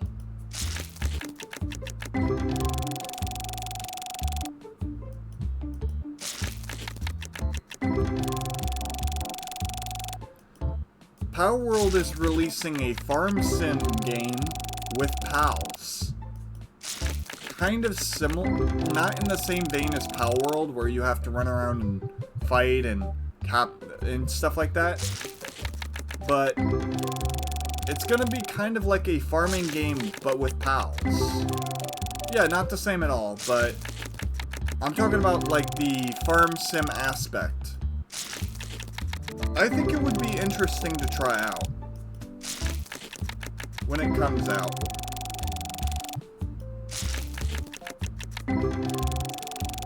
Because let's face it, at the end of the day, Stardew Valley was mostly a farm simulator.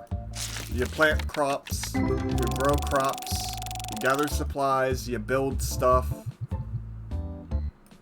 and you farm again. Near the end of the game, it was dungeon running, but you liked the farming aspect of it and the building aspect of it too, if I remember correctly.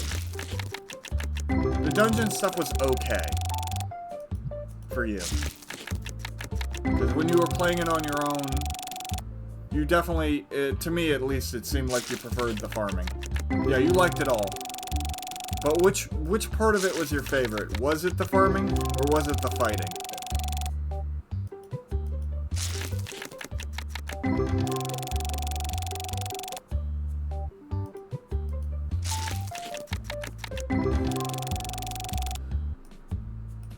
I don't exactly know how the, I'm gonna take a small break here for a second. To look at something here. Where is it?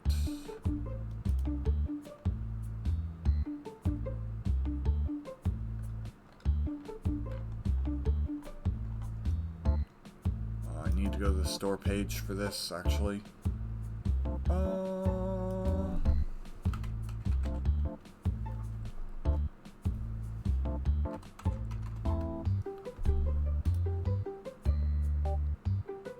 It's called Pal Farm. It's like a spin-off where the PAL characters are like townfolk and stuff. I personally think it would be interesting. Especially since PAL World has kind of a deranged aspect to it.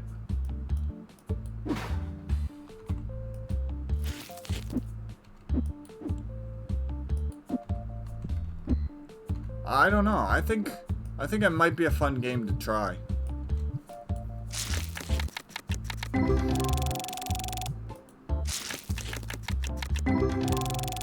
So I'll keep my eye on that one.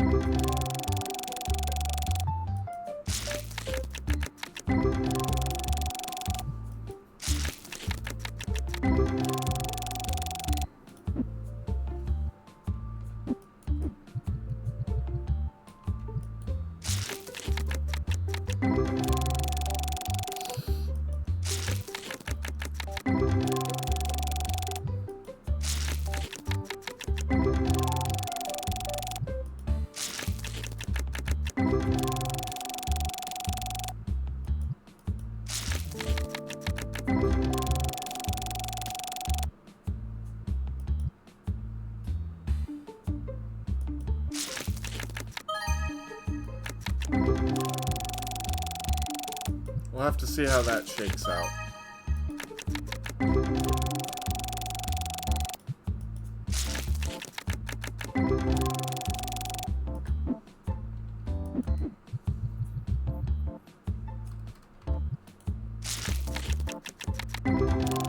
All I know is there's a bunny with a chainsaw that cuts down a tree.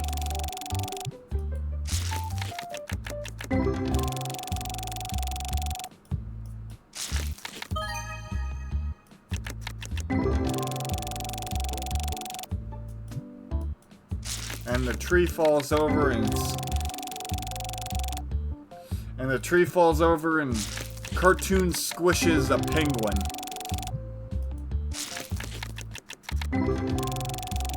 Oh, Power World has always been deranged. Oh, there's a chipmunk-like creature that you can have sit on your shoulder. And, has an Uzi. Oh, wait, what?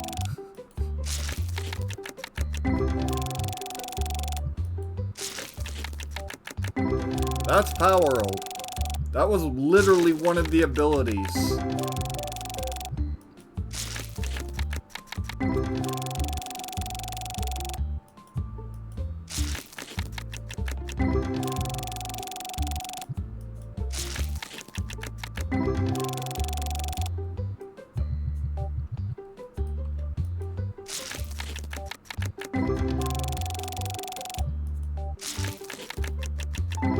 After this hand of cards, we take our second break of the stream.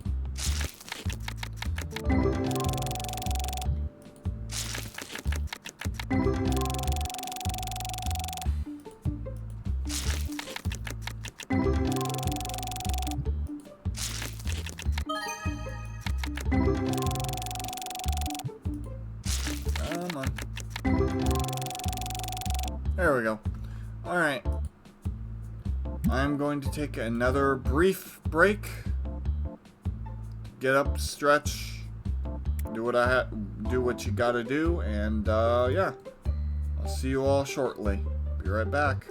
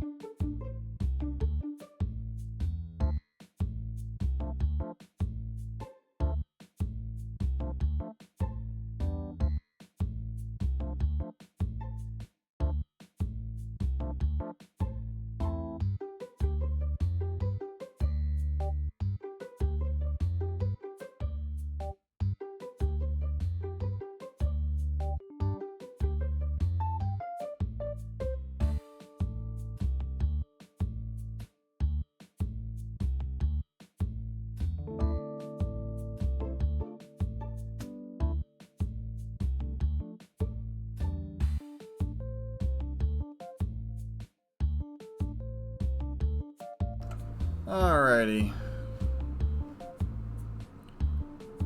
We're back. Thank you. Okay.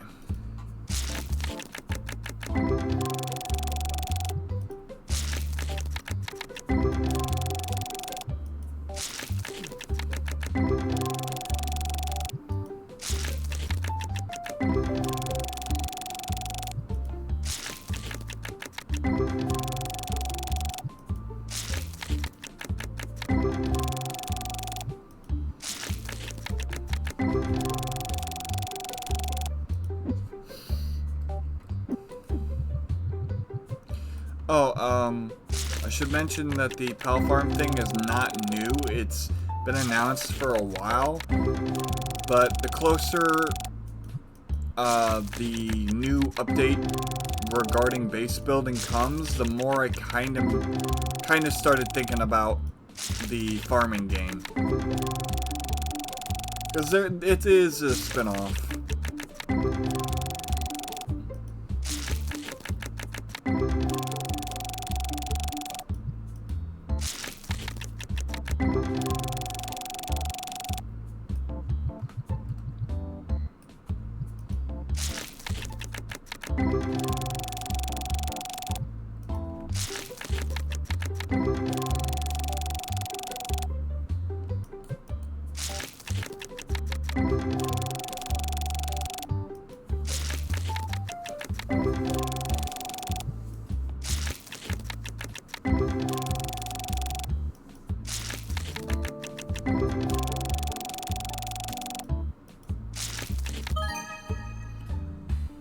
$192.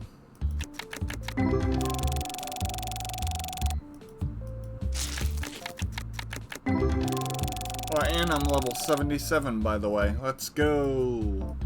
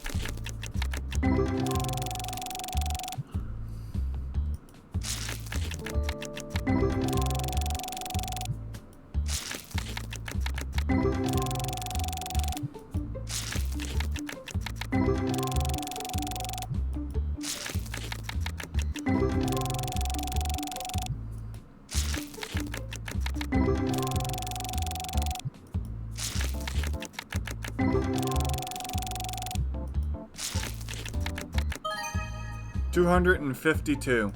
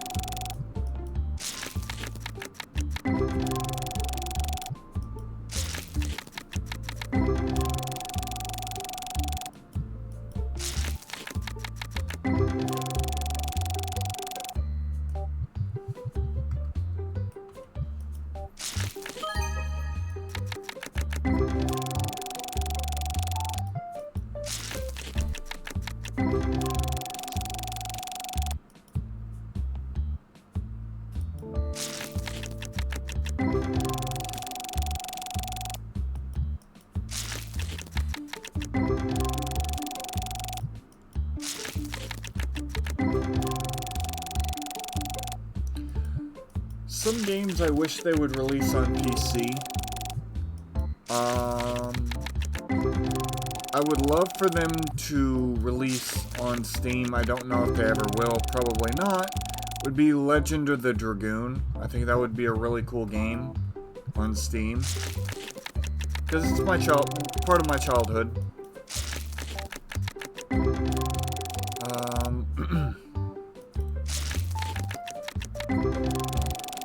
That's one game I wish would come to Steam.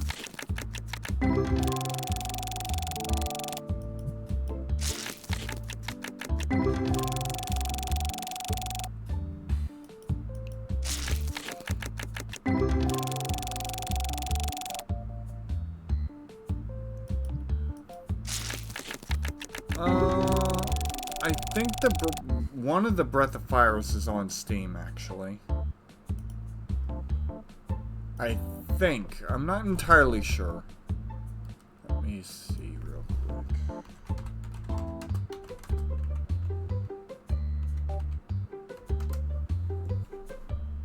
Soundtracks. No. There's no Breath of Fire games either on Steam. Which,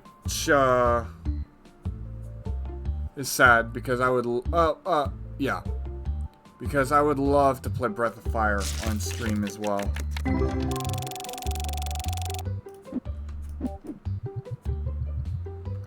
But they don't have none.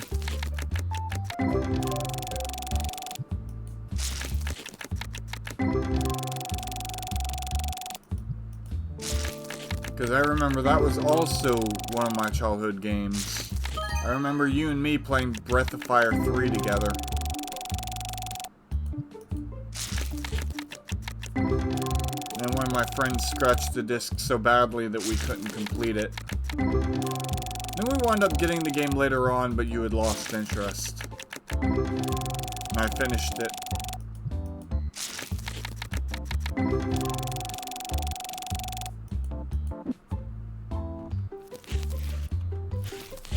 Really good game. I also remember getting Breath of Fire 1 and 2 for the Game Boy Advanced and beating those games. Crazy how far the series developed. Did you know there's actually a Breath of Fire 4? Most people don't like to talk about it. Apparently it's really bad.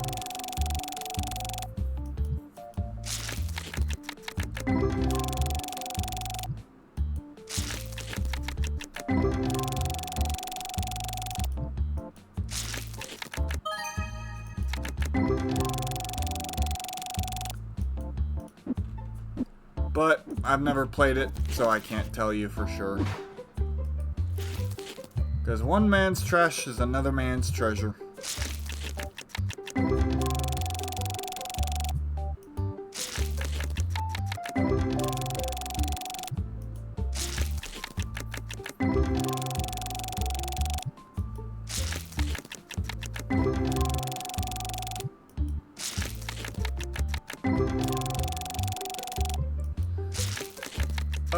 Second box sets have been kind of meh, but the first box sets were so good that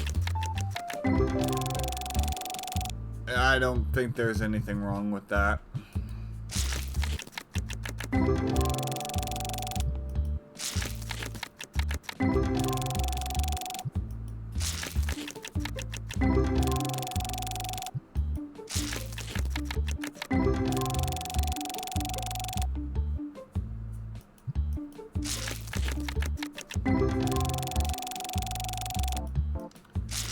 I'm close to, I think at least 10K right now. I'm close, if not on 10K.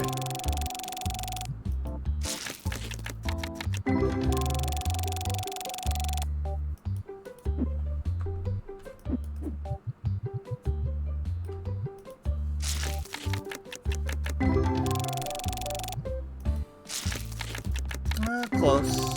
Close.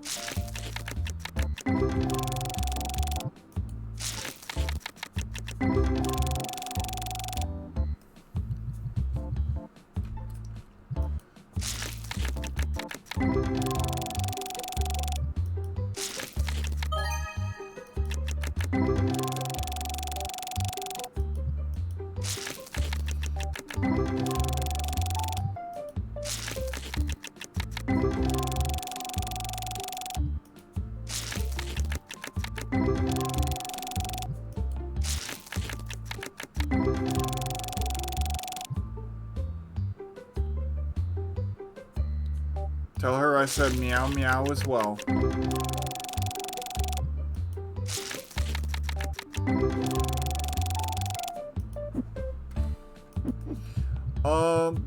I do know that they do have the Suikoden games. Those are another childhood game that I liked. Eventually I plan on buying. I only played 2, I never played 1. I think there's a Suikoden 3 as well. It's funny that there are games I remember fondly that, like... Wait...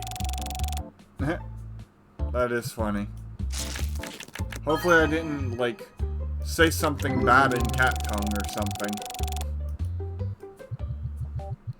It's like, meow meow. What did you say about my mother? Whoops.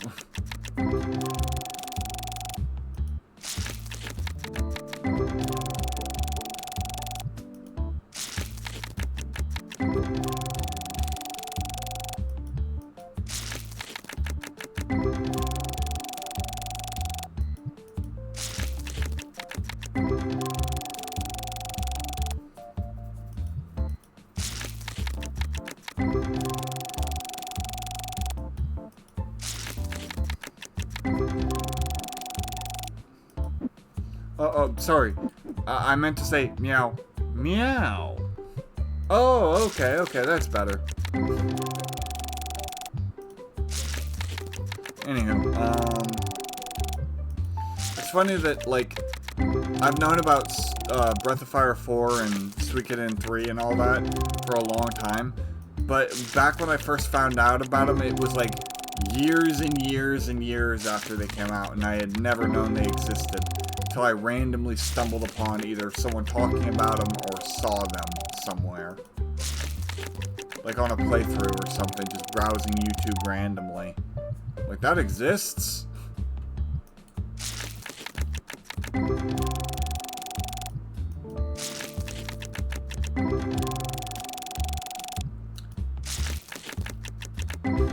Yeah, it's I think it's a little early. Like, maybe 5 or so minutes early is fine, but, like...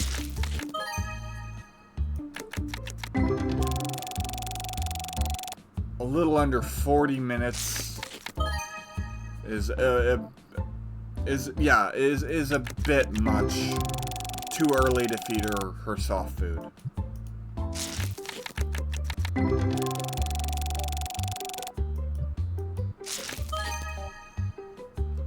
Let me open my door because Sassy might...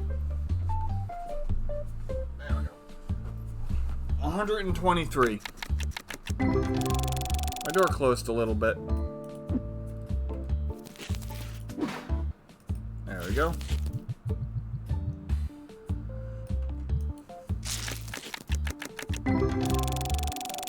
We have a fun day ahead of us. us today.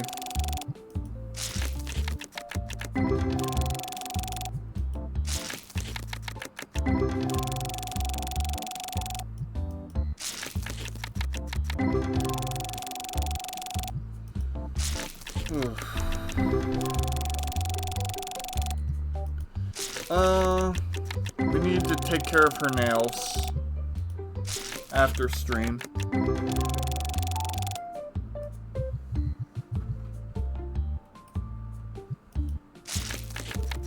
I think there was other stuff I had to do. Yes, I remember. I know one thing I have to do at least.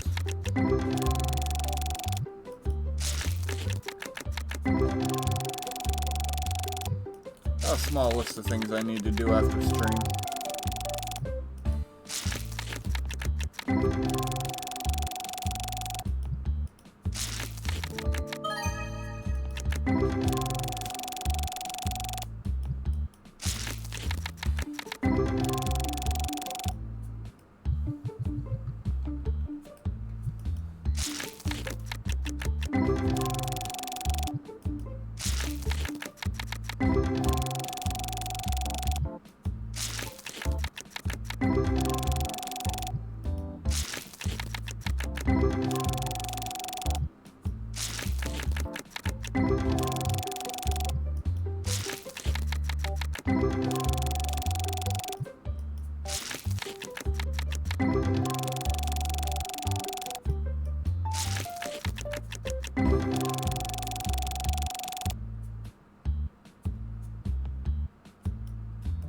Ah.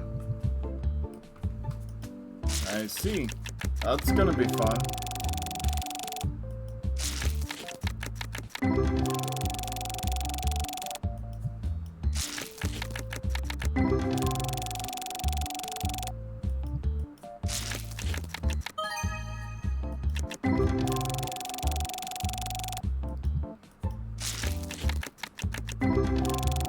Yeah, throw a minute not.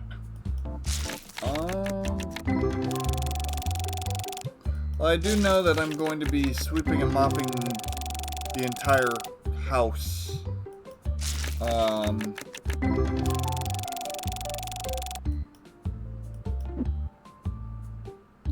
The 24th, I think it is.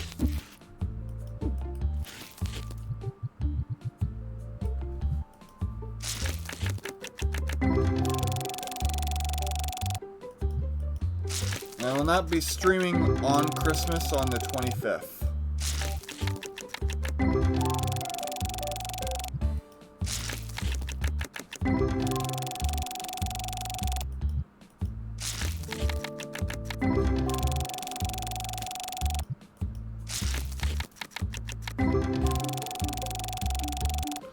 Unless I have the date wrong. I'm not really good at dates and calendars and stuff like that.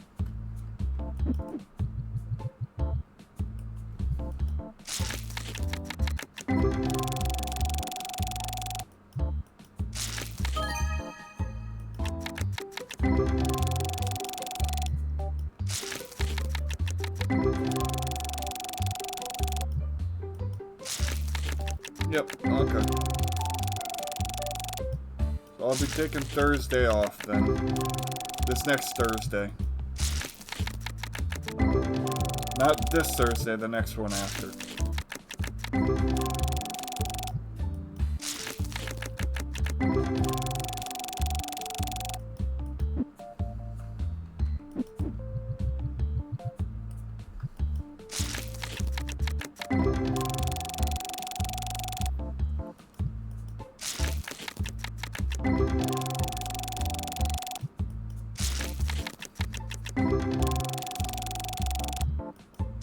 I have no idea what I'm gonna name Thursday's stream though, because it's a new game.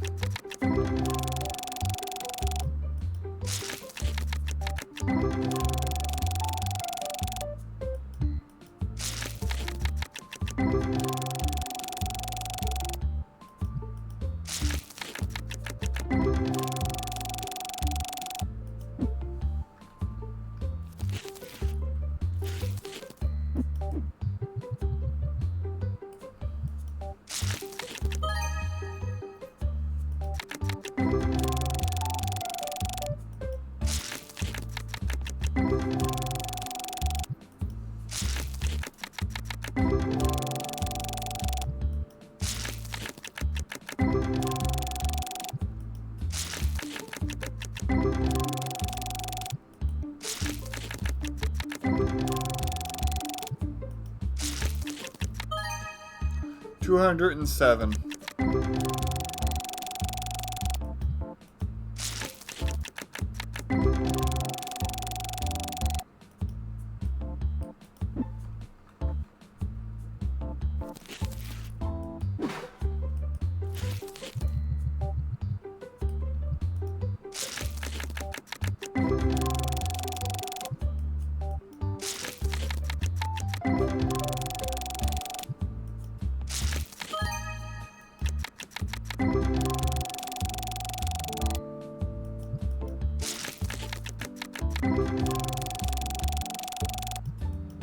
Almost to 10,000.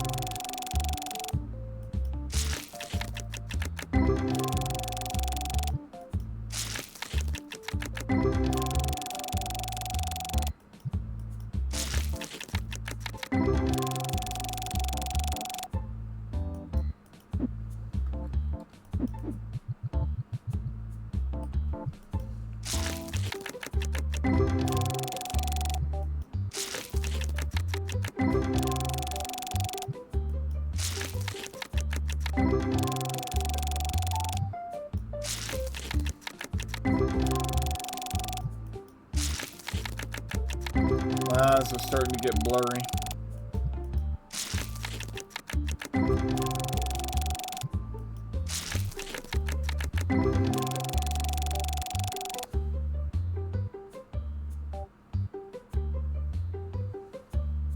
Getting my glasses, give me a second.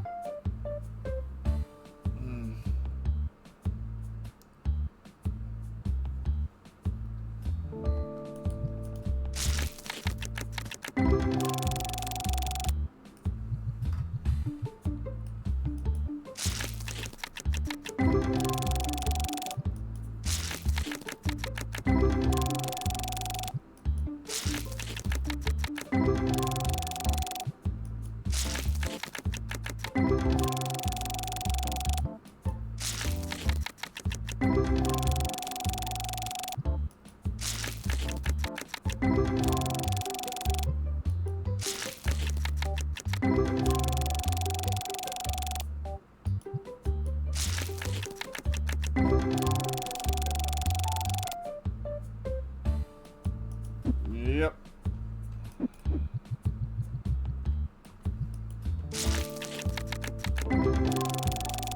All it takes is one good card.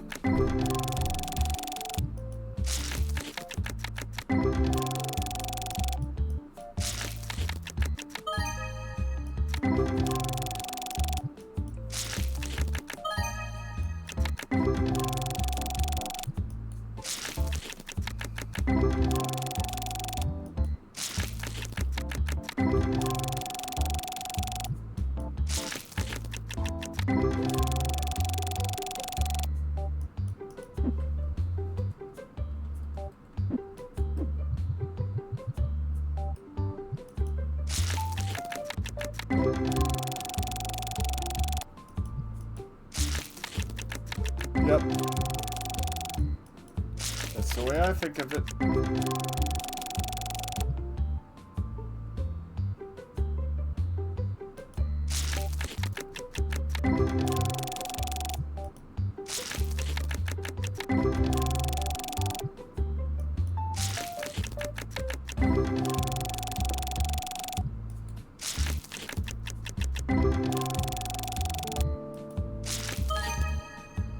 $135.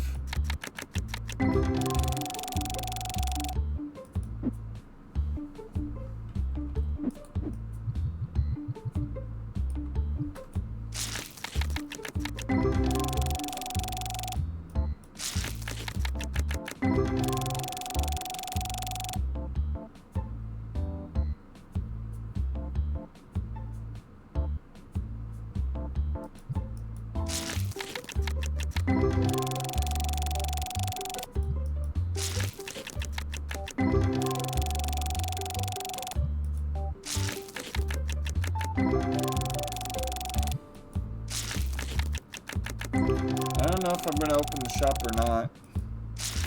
Don't know if I have enough cards or not. I guess I do with the ghost rares and all that.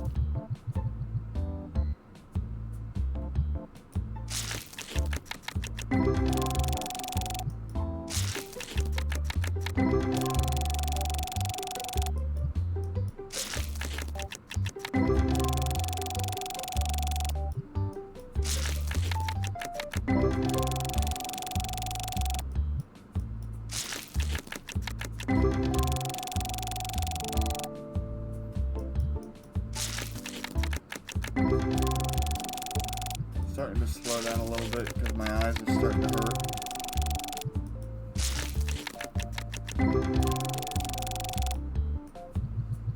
But we got one box left to get through.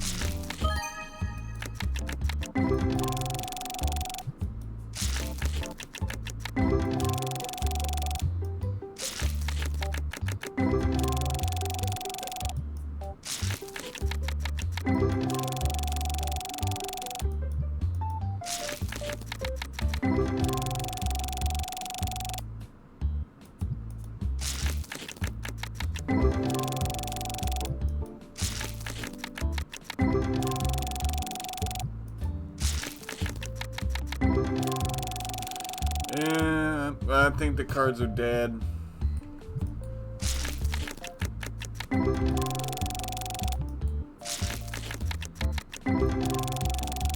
You tried, you tried.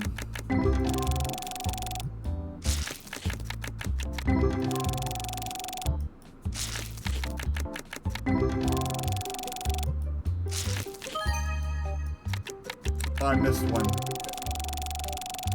422.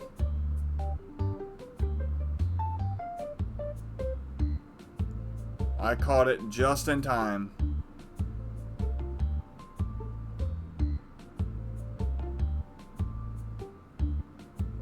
If you need me to say that again, it was 422.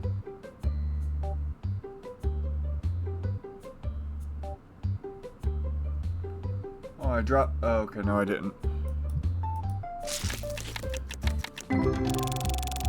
I almost missed it.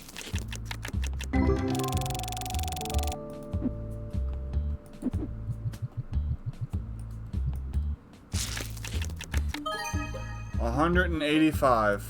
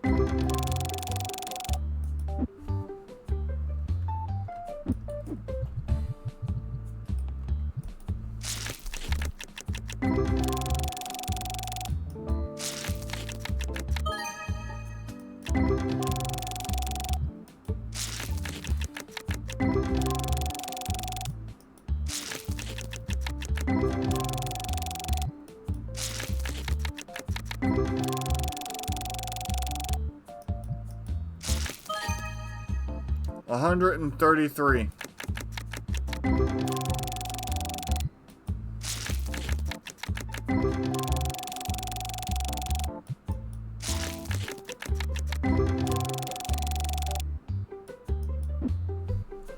I think that's it.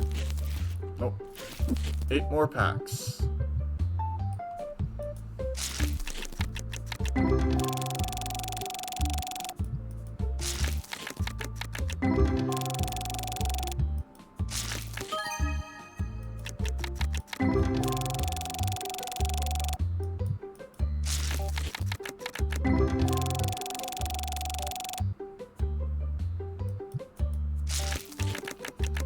Should be just about the last pack.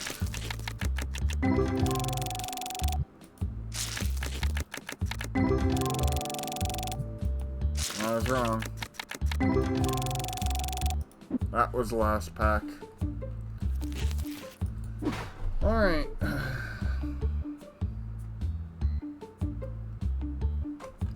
I'll save.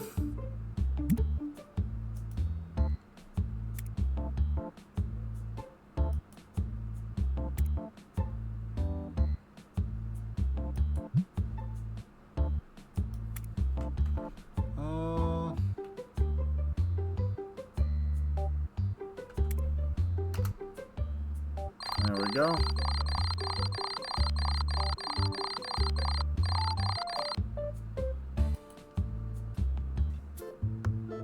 I forgot to add the cards. Damn it.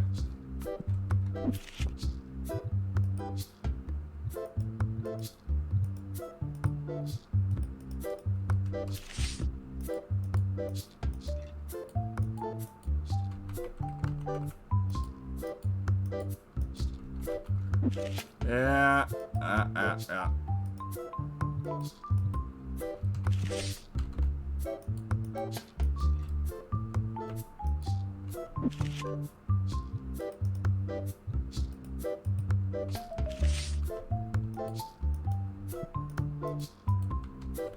Everyone's already here, getting ready.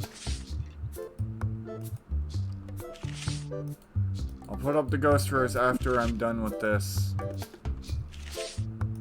Alright.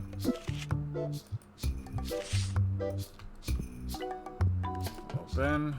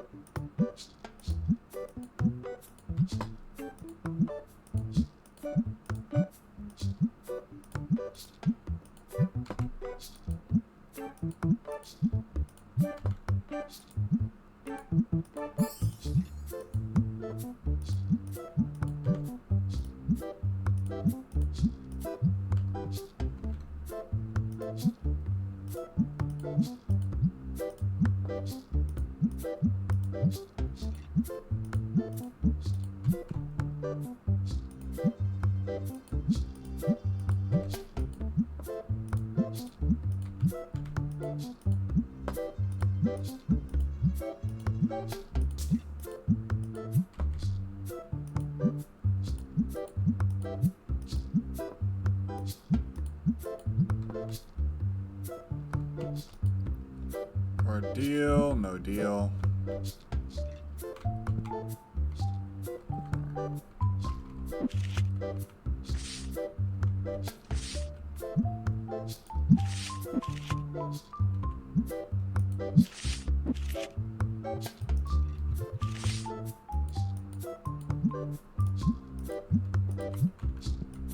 Card deal.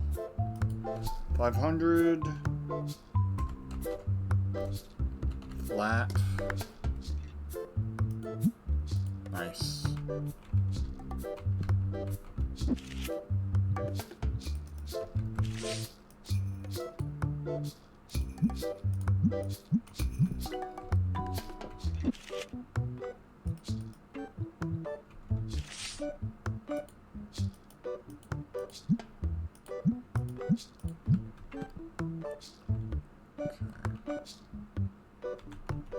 Okay.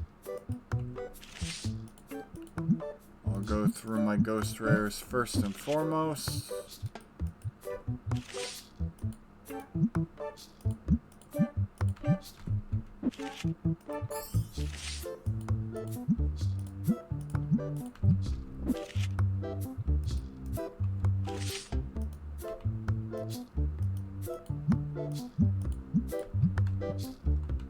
No card deals.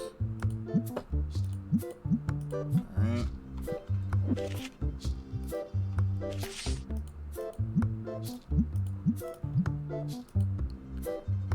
Oh.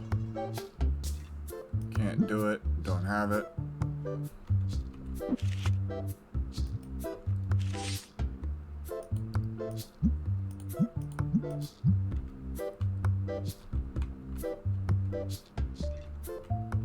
Card deal.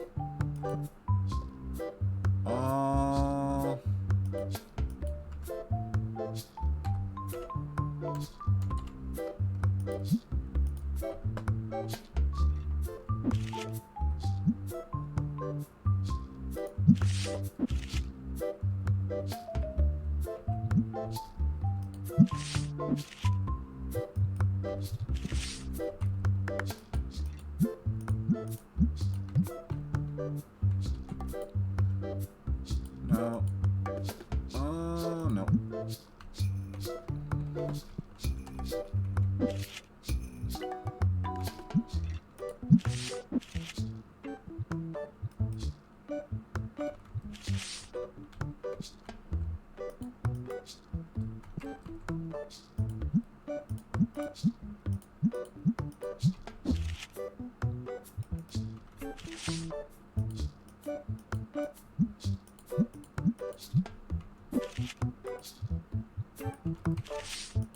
I saw the card deal.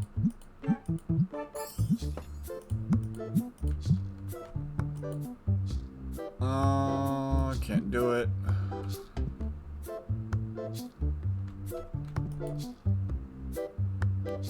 Not interested.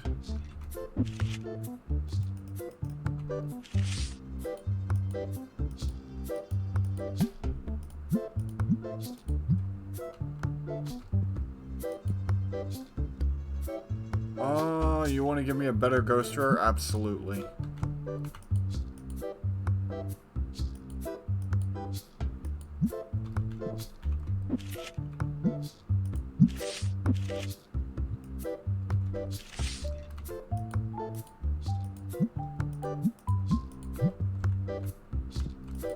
Oh.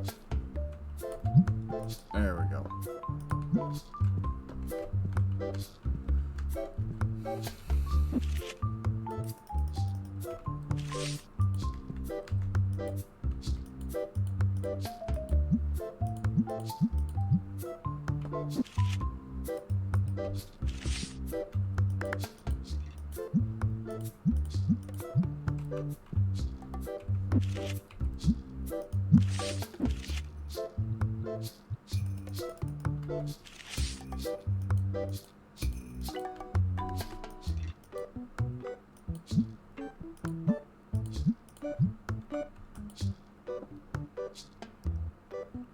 Oh, no.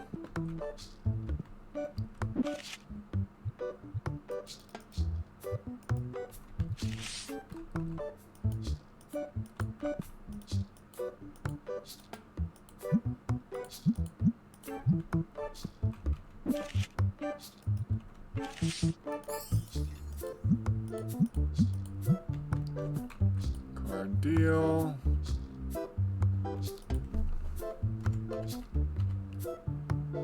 $2,000 flat. Pass you. Pass you.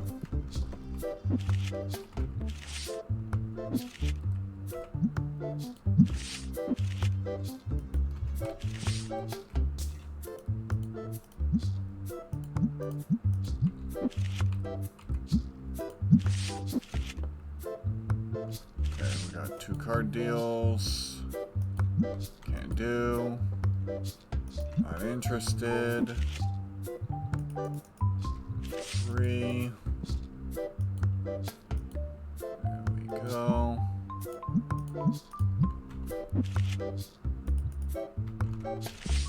Card deal. Holy crap. I just cannot keep up today.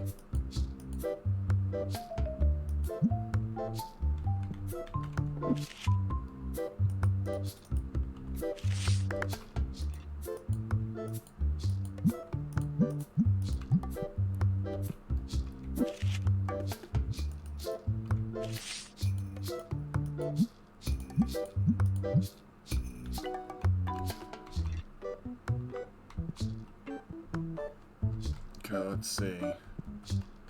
Sold out of anything. Not that I'm aware of.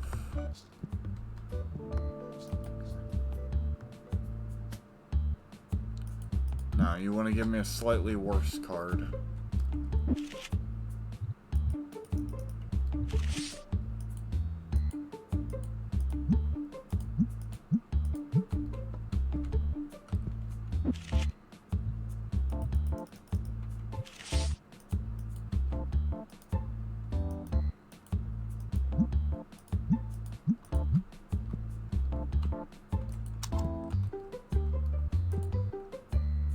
Decline.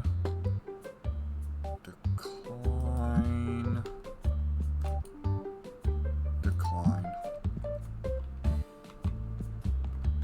Starfish.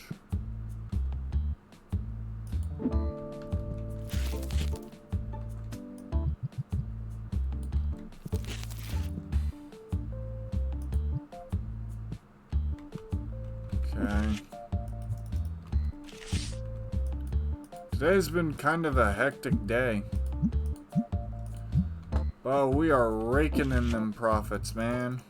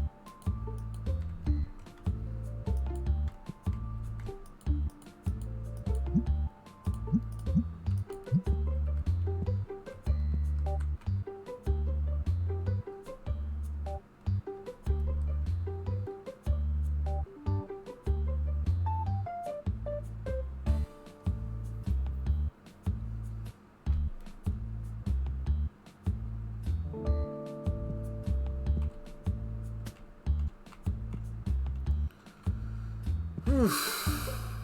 About to level up again. Let's see. Are we actually like out of anything? No.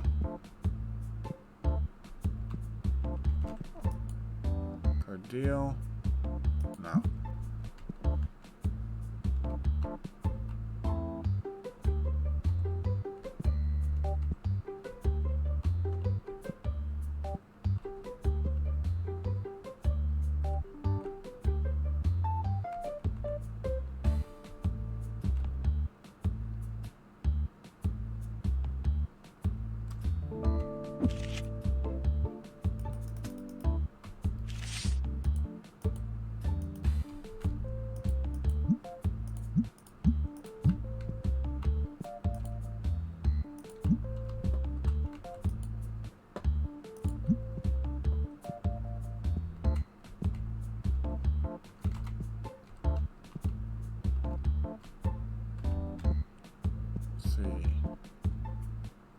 No stinkies.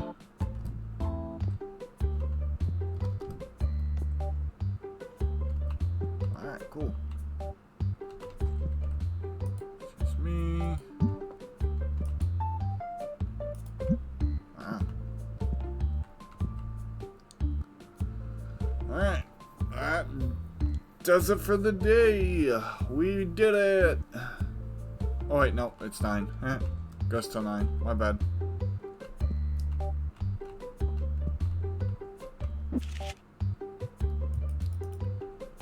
We survived. Not. Final rush Final boss battle. Music starts.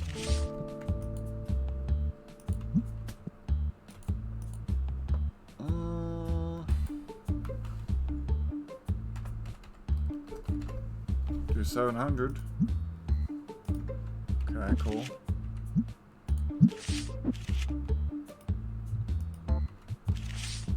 Maybe I won't get much of a profit, but I'll still make some.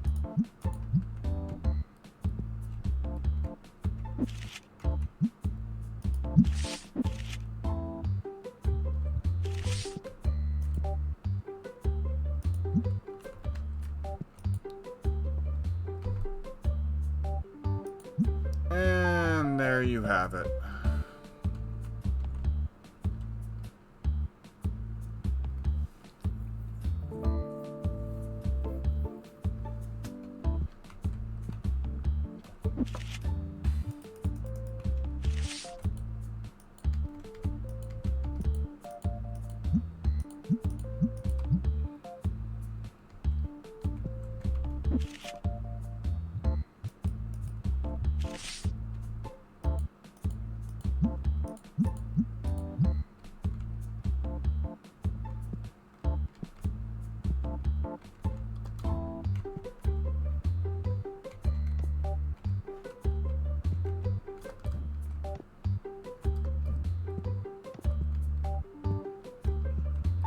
Deal, not interested.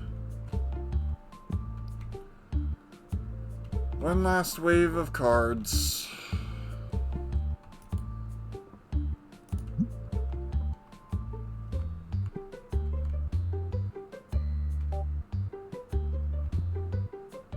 And I'll set up the shop and all that stuff on my own time.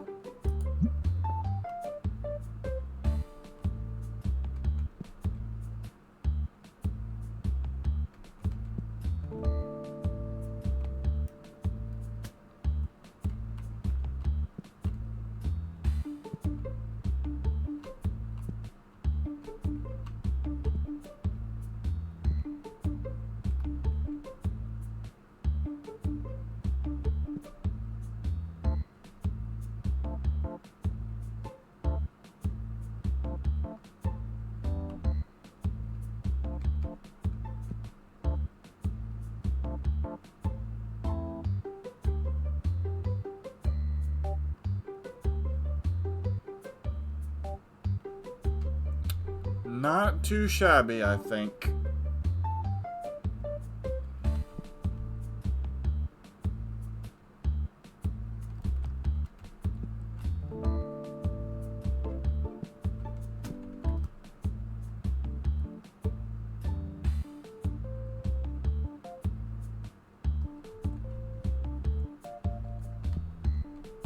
Anybody else? Nope.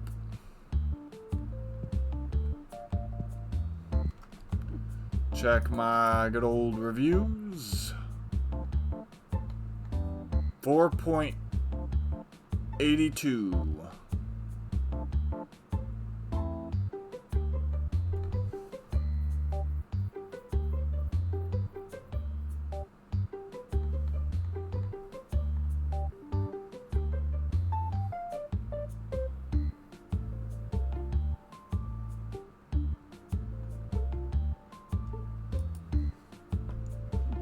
Alright.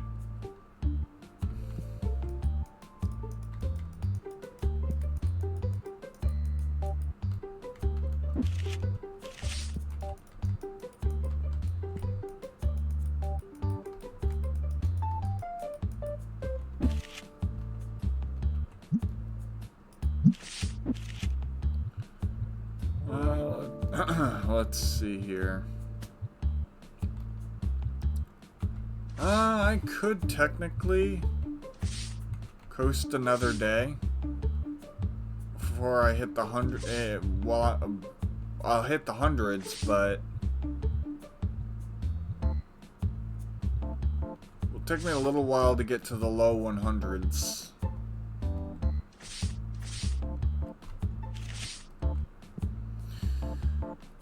But yeah, okay, time to do some inventory.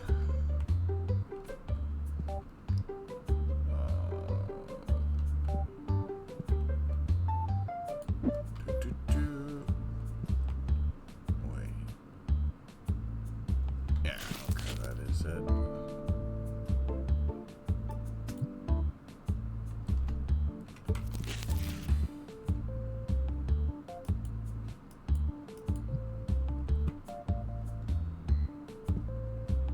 Alrighty. You go prepareth the kitty.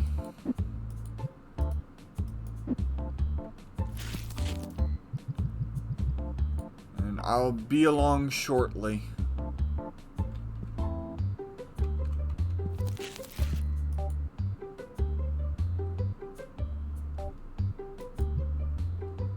Ah, okay, you start dinner then.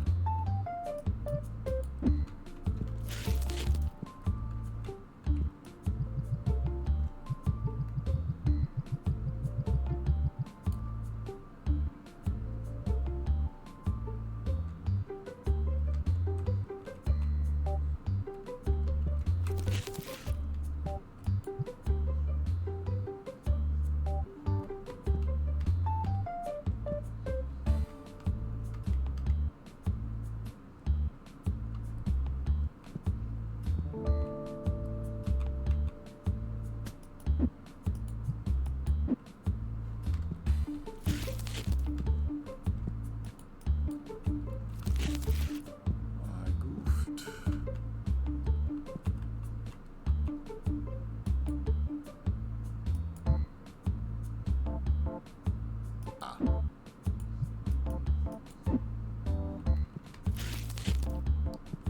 That's normal yellow.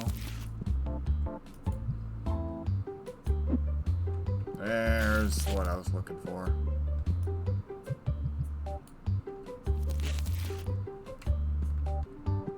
I knew I'd find it eventually.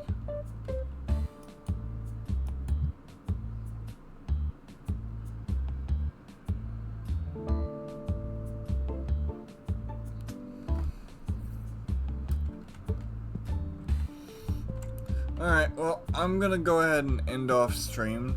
I would like to thank you, first off, I'm gonna end the YouTube video, I mean. Thank you so much for watching. If you like what you see, don't forget to like, comment, subscribe, and ring that notification bell to be notified when I post my next YouTube video. If you want to catch me live, come on over to twitch.tv/onedamngamer.